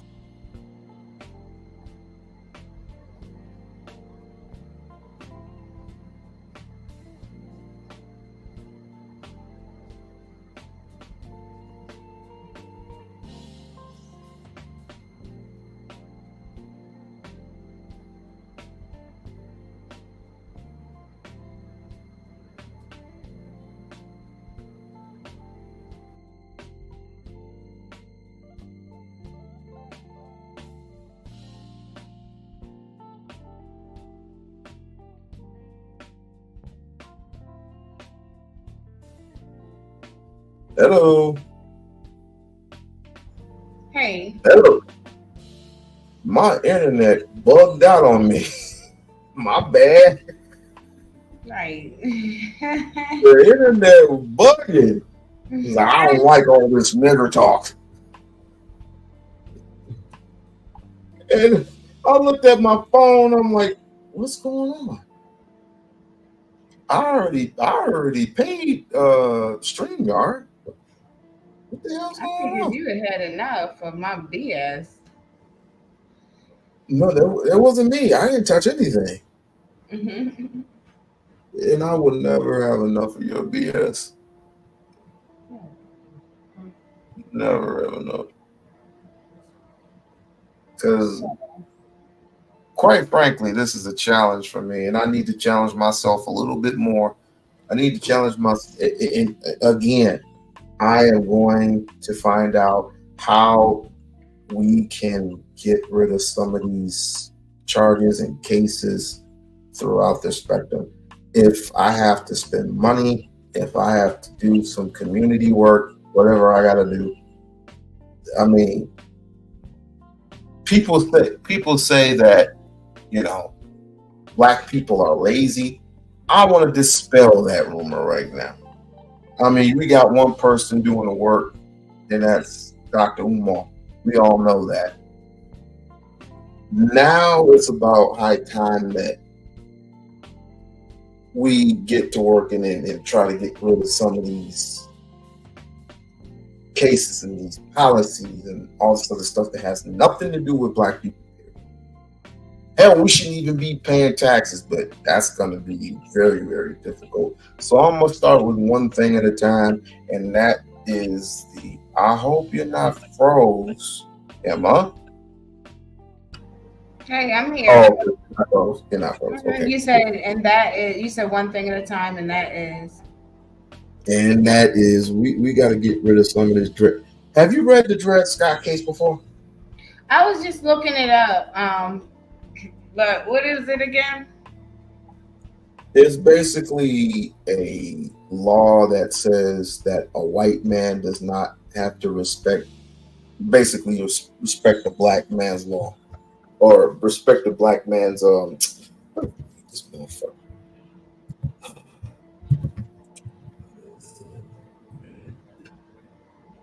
The dreaded the Dred Scott. Dred Scott was an enslaved African American who, along with his wife, Harold, unsuccessfully sued for the freedom of themselves and their two daughters. Let me see. Let me get to the history of it all. I just read the short part of it. Where is it?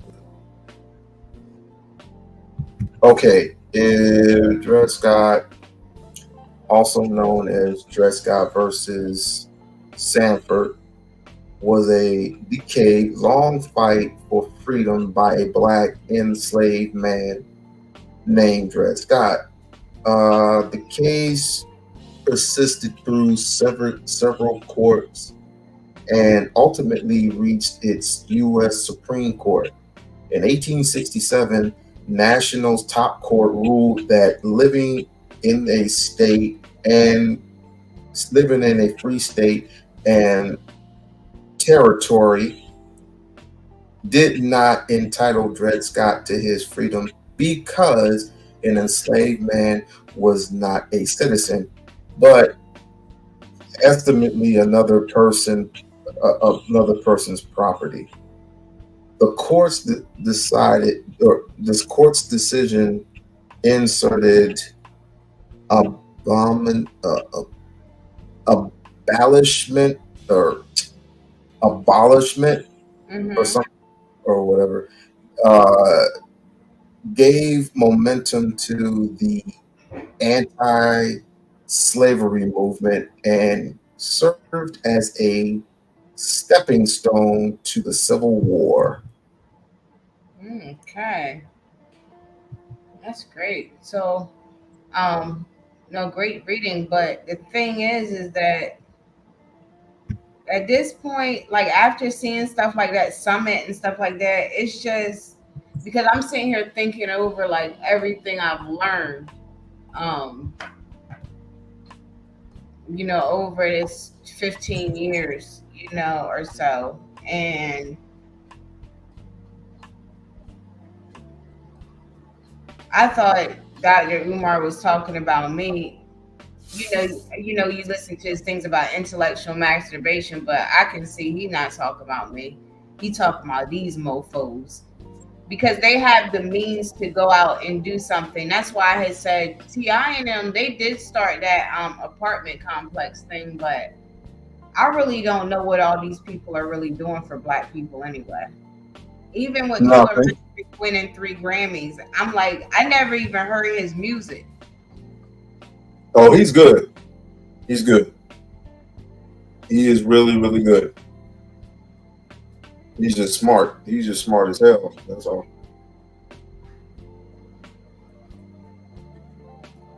As a matter of fact, he was on. He did a piece for Robert Glasper called "Black Superhero." It is real good, but we just gotta listen. We got a lot of work to do. We do. A lot of work to do in a short time to get there. But you can't. Again, we can't have people like this, and we can't have people. I can't have people in my space anyway. Yeah. If we can have something like this every day when I'm on live, that's fine. If we get extras, that's cool. Just do me a favor. Like, share, and subscribe. If we can have something like this and we get the people's attention, cool. So be it. If we can't, I say it. We can. We've tried. We've tried our best, and we'll just have to figure out something else. But this thing with the whole Dred Scott and the Jim Crow shit, something has got to land in its place. Either we get rid of it, or we have to find something that will just smash on top of it. But we cannot continue to go this. We can't continue this route this way. It's unjustly wrong. Unjustly wrong. I'll play a little more of this and we head home. I'm tired. Okay. I'm tired. You tired. Trying to say and did say eventually it was one of the first countries to, she said, free our ancestors. Nope, it was one of the last. So it's just revisionist history. And then the question is, why? Why are you doing revisionist history? Because that money is real nice, right? I mean, look, come on, are we gonna pretend like she isn't influenced by the same influences that have changed the political ideology of individuals like Dave Rubin? And here's the thing, when you are a grifter, yeah, there's an upside to that because you get to collect that money and you live a nice lifestyle and you don't have to work as hard as individuals who are trying to put the truth out there. But at the same time, grifters aren't ever able to back up their arguments. And then you find yourself in these awkward situations where you might get asked to do a panel, you might get an offer. You might get an offer where you get paid a lot to do a panel like this. I don't know if she got paid for this or not, but then you have to somehow defend the nonsense that comes out of your mouth in your YouTube videos. And you can't because the facts don't back up your argument. Yeah, I mean, I'm curious. I would love to have interrogated her on that. So was she referring to a Reconstruction period where for a very brief period in the South after the Civil War, when the Southern racists were thoroughly defeated, there was a brief moment where African Americans were allowed to own land and start their own businesses, and we had a black governor of Louisiana? I doubt she's referring to that. Okay, but you know what happened after that is Jim Crow. And for 100 years, then they robbed them of that land. They burned down their businesses. And as T.I. pointed out, hung them from trees and didn't allow them to participate in the political process. And so that stretched all the way into the 1960s. And in the 1960s, the Civil Rights Movement, the burning of black churches, and we can go on and on. So it is an incredibly fair question that T.I. is asking. What America are we talking about? And that's the whole point. So with that, I ask, but you proclaim that I don't mean no harm, We-On-Loc, but you sitting up here talking about. No, I'm trying to get to a point. I'm trying to get to the point of where we are, because if you think if he's threatening her with his, if he is in her face, and again, the chair is like literally like close to the wall, what are we supposed to do? Yeah. You want me to basically sit all the way back like that? And you can hear me from, of course you can hear me from here, but if I sit all the way back here like this, we're 6 feet apart, right?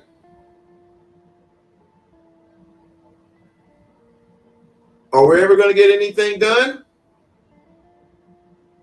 Being so far away from each other? Or can I come up in your face?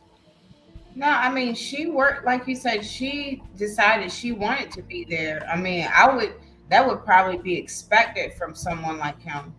If it were me, but like you said, they got to do these jobs. They got to be all together because all of them they have the same type of mindset. They're greedy for money. And also, which I don't blame them, because guess what? I know it's a lot to keep up out here, So, but this woman, she's sitting up there talking about Candace Owens, and you sitting up there, but that's okay for a white woman to talk about Candace Owens, though. You don't have a problem with that, right? What was she lying about? I'm going based on I'm going based on the talking points. But she wants to stick with black men for better or for worse. But because Candace Owens is saying things that you don't like, it's okay for did she call Candace a nigga? I get it. Did she call Candace a nigga?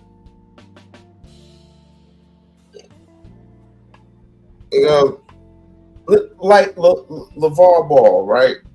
LeVar Ball. No, because Zero Tolerance is Zero Tolerance. Was representing his 3 sons.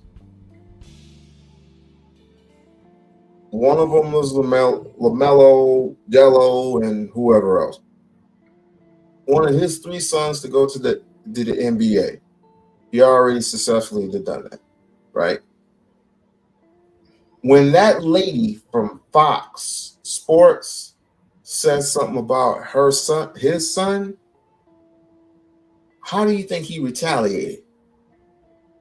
By going up there and not even paying attention to what she was talking about.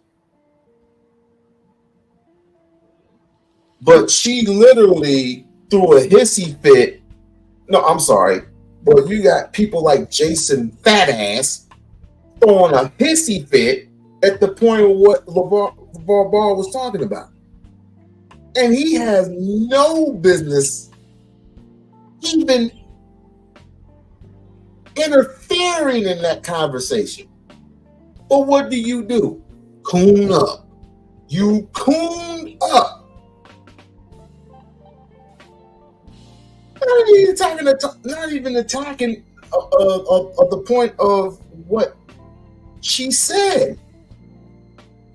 You're basically going to coon up for a white woman that says something about my son. Guess what? I'm not going to pay attention to your ass either.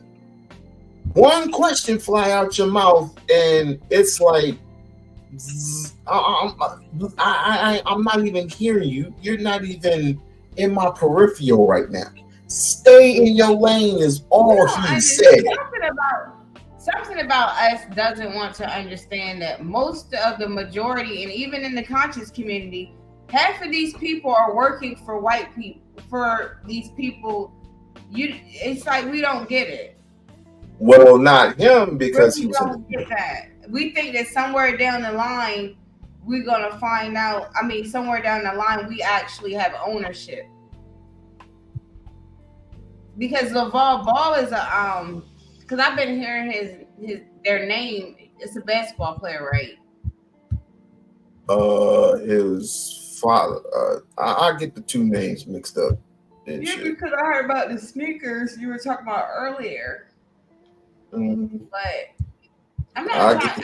I know. Yeah, I know it needs to be broken down again. But I'm just saying, like, even those people that were at the summit, like when they say they have black summits and stuff. Ultimately, they're there to figure out how they can capitalize off of other black people that they feel are beneath them. They're not really there to help black people. They're there to figure out figure out how they can get the leftover crumbs.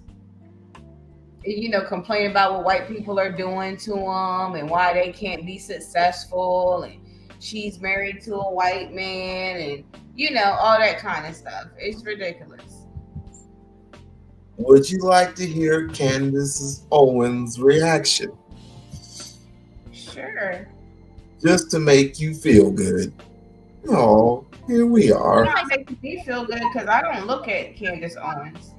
Control. The Democrats have figured out that Black America is emotionally responsive to the word racism.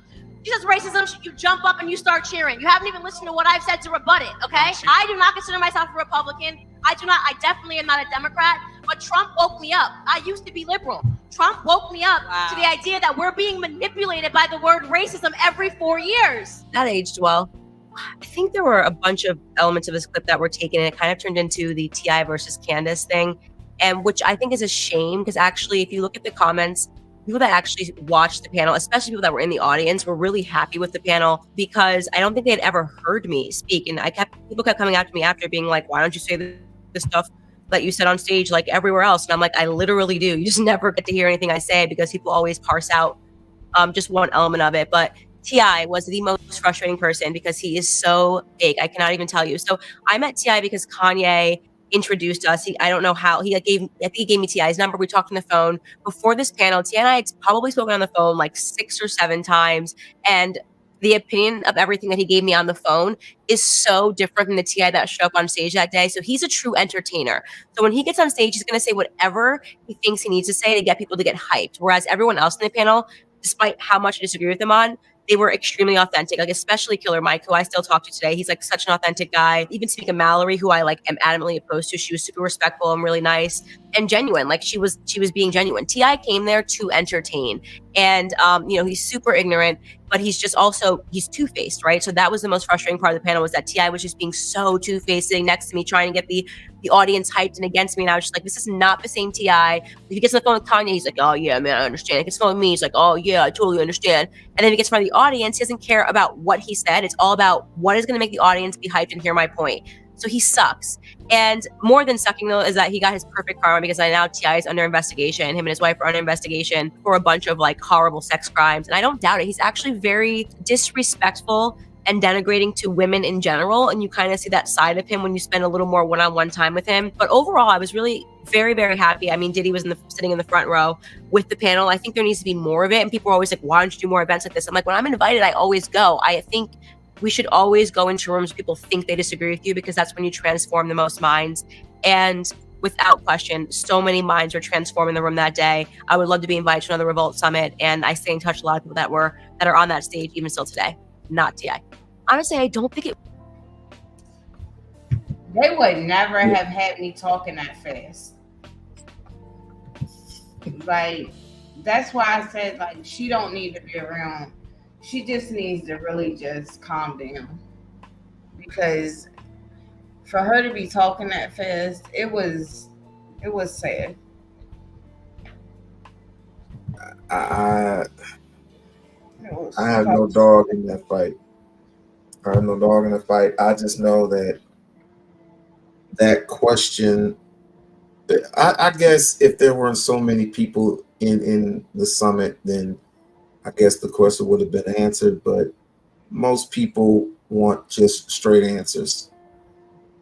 And I bet when she said if we're going to be logical, then we have to hear out what the people need to say.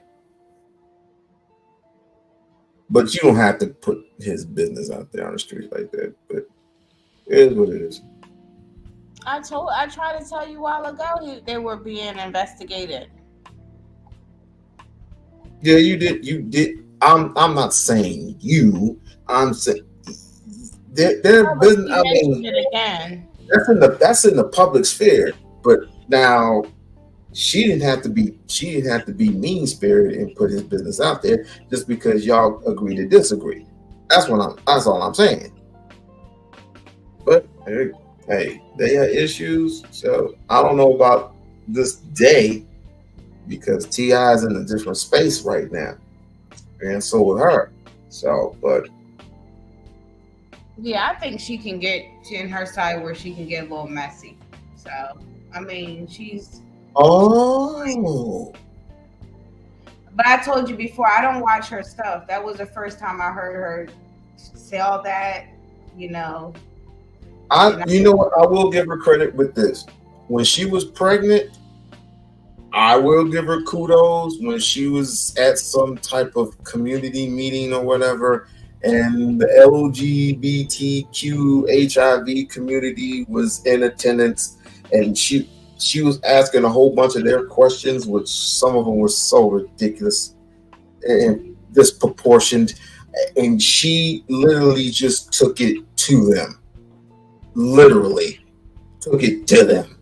I will give her credit for that. I don't understand why she's working so much, you know, if her husband has a good job.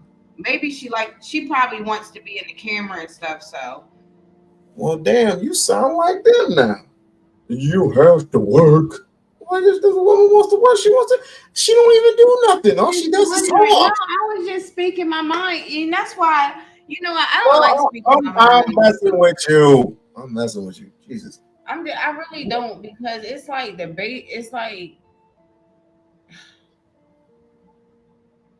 I'm just wondering. I'm not saying she does or she doesn't. I don't know. You know what I mean? I'm just wondering. There is a good debate and there's a healthy debate. You want to be in the side where there's a healthy debate. You know what a good debate to me is? A good debate can turn bad real quick. I don't see what they're arguing about. Something about voting, probably. Voting. Vote or die. That's the thing. Vote or die.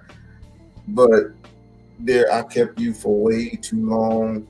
I gotta shut it down because I gotta take a pill or something, because this shit is irking me. Maybe because I only get for 2 hours of sleep, and I mean, I don't mind people calling me in the middle of the night, but when I say, I'm not. If I pick up the phone, I pick up the phone. I don't have my mother to call me like, hey, how you doing? I don't have that anymore.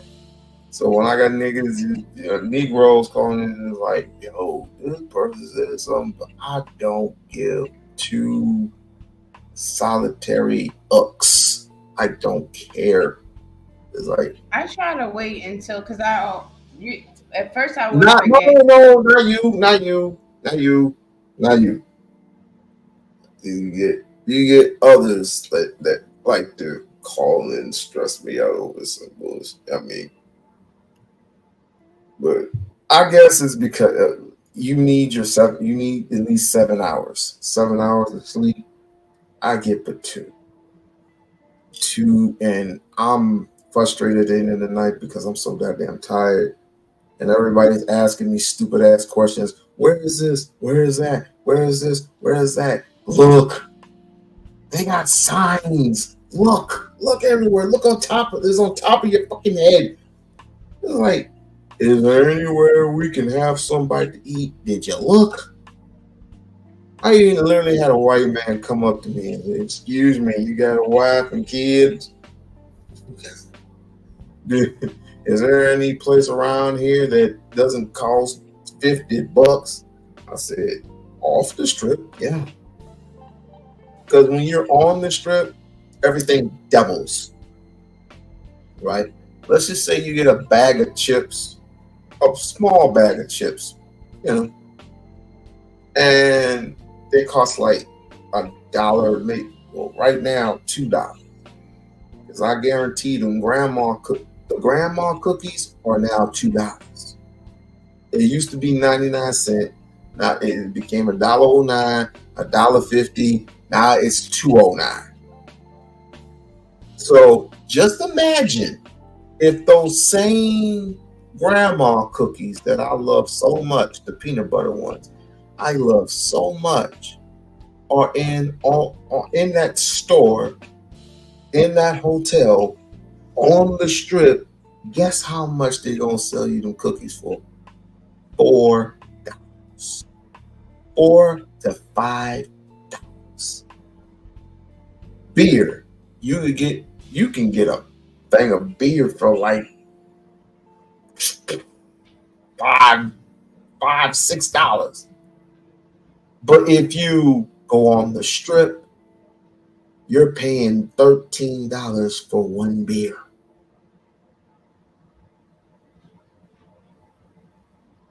Ain't that crazy? So this is the reason why. So he's talking to me while he's wrong. I mean, I'm trying to find some place where, trying to find something to eat for like less than what we're. I was like, and you need to get the hell off the strip then.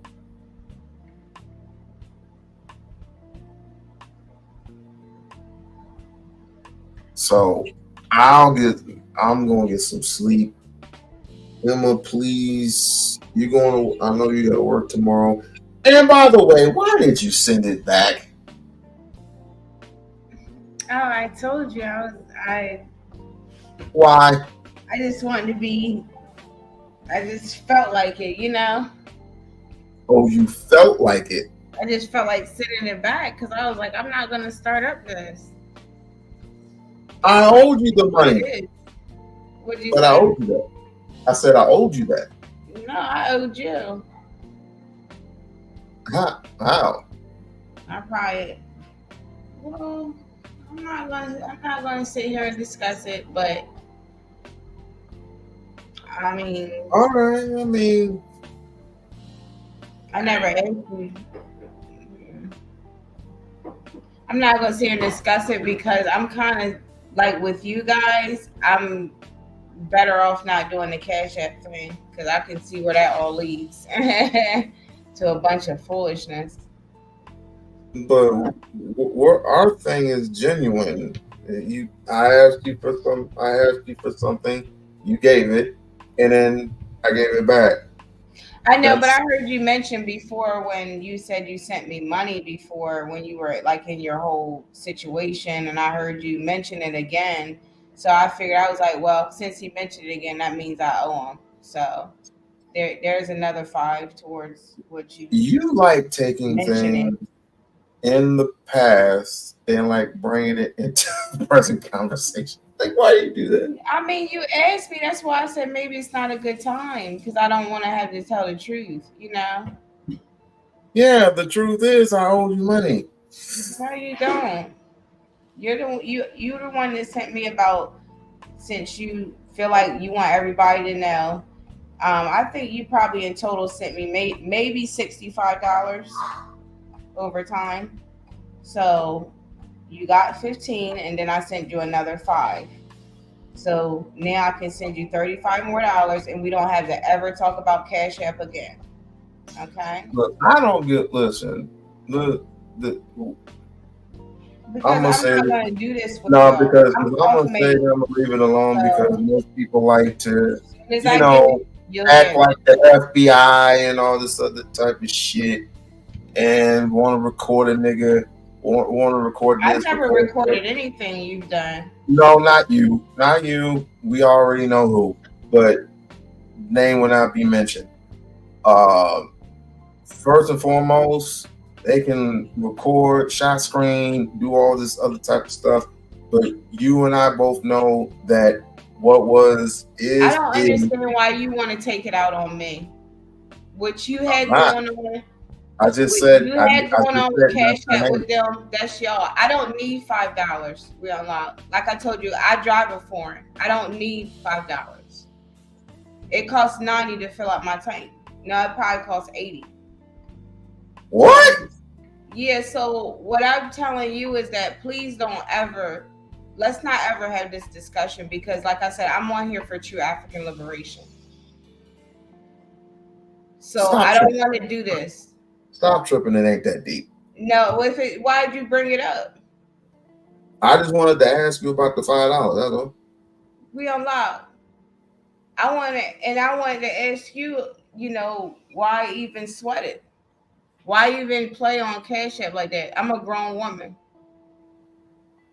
You know what? You're right. You're right, Lisa. I'm a grown woman. Right. You're right. You're absolutely right. You should have kept. You know what I mean, Lisa? They need it, not me. No. This is the reason why we can't even have what. No, see, Lisa, when people start telling the truth, and this is why ain't nothing true. Ain't nothing. They need it. I don't. What are you talking about the truth about what? Now, it's about honesty. Honesty. Like I said, I'm gonna keep it a being with you because that's why at the end of the day, like I said, I connected with you on probably because you were somewhat African centered. But all that other stuff that you got going on in these Cash Apps and stuff, okay, thank you for the couple of hours that you sent We-On-Loc. But at the end of the day, in 2024, at this moment, I'm not going to go back and forth with you over $5.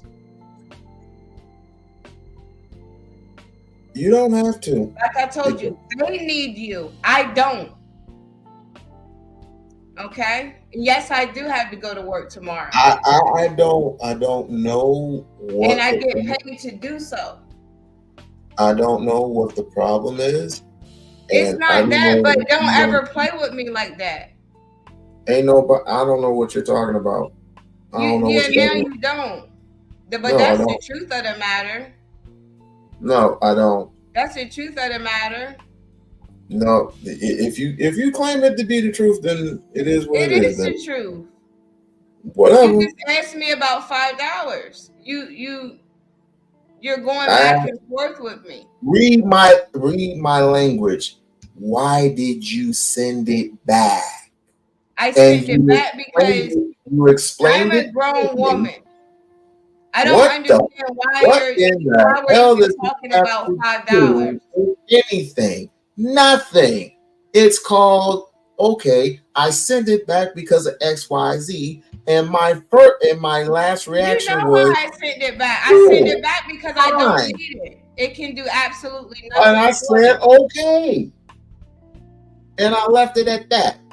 Because why even ask me that? Oh wow. Okay. Go to bed. Go to bed. Go to bed. Because that was just. You didn't like it. It doesn't. So don't ever try to play with me. What the fuck? Get the fuck out of here. What the fuck is you talking about? I mean, what are you doing here? It's a simple. Why did you do this? And why did you do this? And it's like, okay, you gave me an answer. I answered it. And I left it alone. But the one thing I will not be doing in 2024 is dealing with that ever again. Ever in freaking life. This is some of y'all out here, y'all be tripping hard over something. But this right here, this was nothing but a bunch of, this is crumbs to me.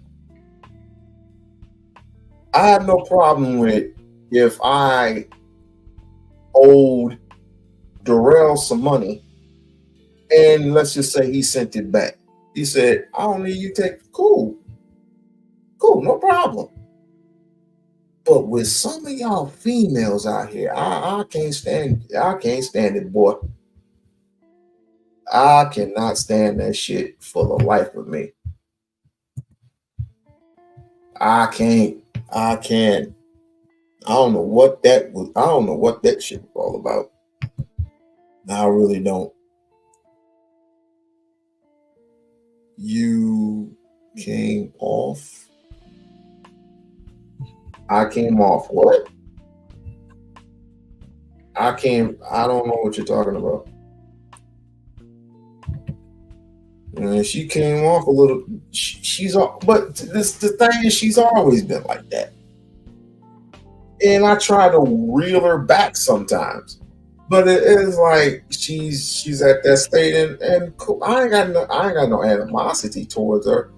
But when it comes to the truth, okay, you want to know the truth? The truth is, when I sent you something, and it's because I owed it. But not from here on in, you have to worry about that shit. I just thought I mentioned it before we get off air. I just thought it was like, wait a minute. Why did you send it? It was like, no. It was just like we're having another conversation with each other. You know what I mean? It's just an honest conversation, you know. I don't give a fuck. We're at the end of the show. I don't really care what happens after that. It's like, no big deal. She's always she's always been like that. I mean, that's my sis, but don't do that. Especially here. Don't do that. Because you're pulling out triggers that don't need to be triggered. And like I said, some people can screen record it. Some people can watch it back over and over again and say, see, I don't give a fuck. I don't care. My space is my space. And the truth will come out. If you want to play with it, we can play with it all day. But the truth will come the fuck out. And it was nothing.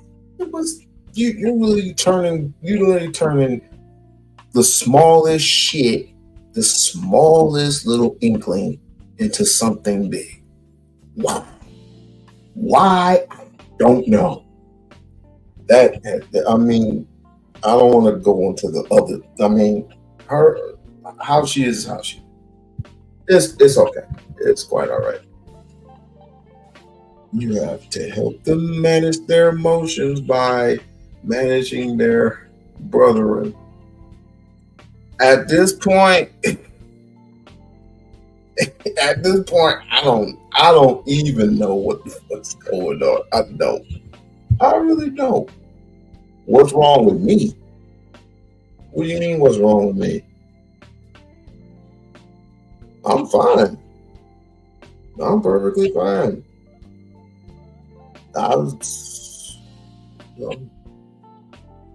Nothing. I'm about to get the hell up out of here, though. Like and subscribe to the channel, and let's get our minds right by getting some sleep. This brother is tired. Come with me next week when how am I acting? How was I? Okay, call me on the phone. You know better than that. Call me on the phone. All right, I gotta get the hell out of here before I blow a gasket over some shit. But gotta go. Peace out.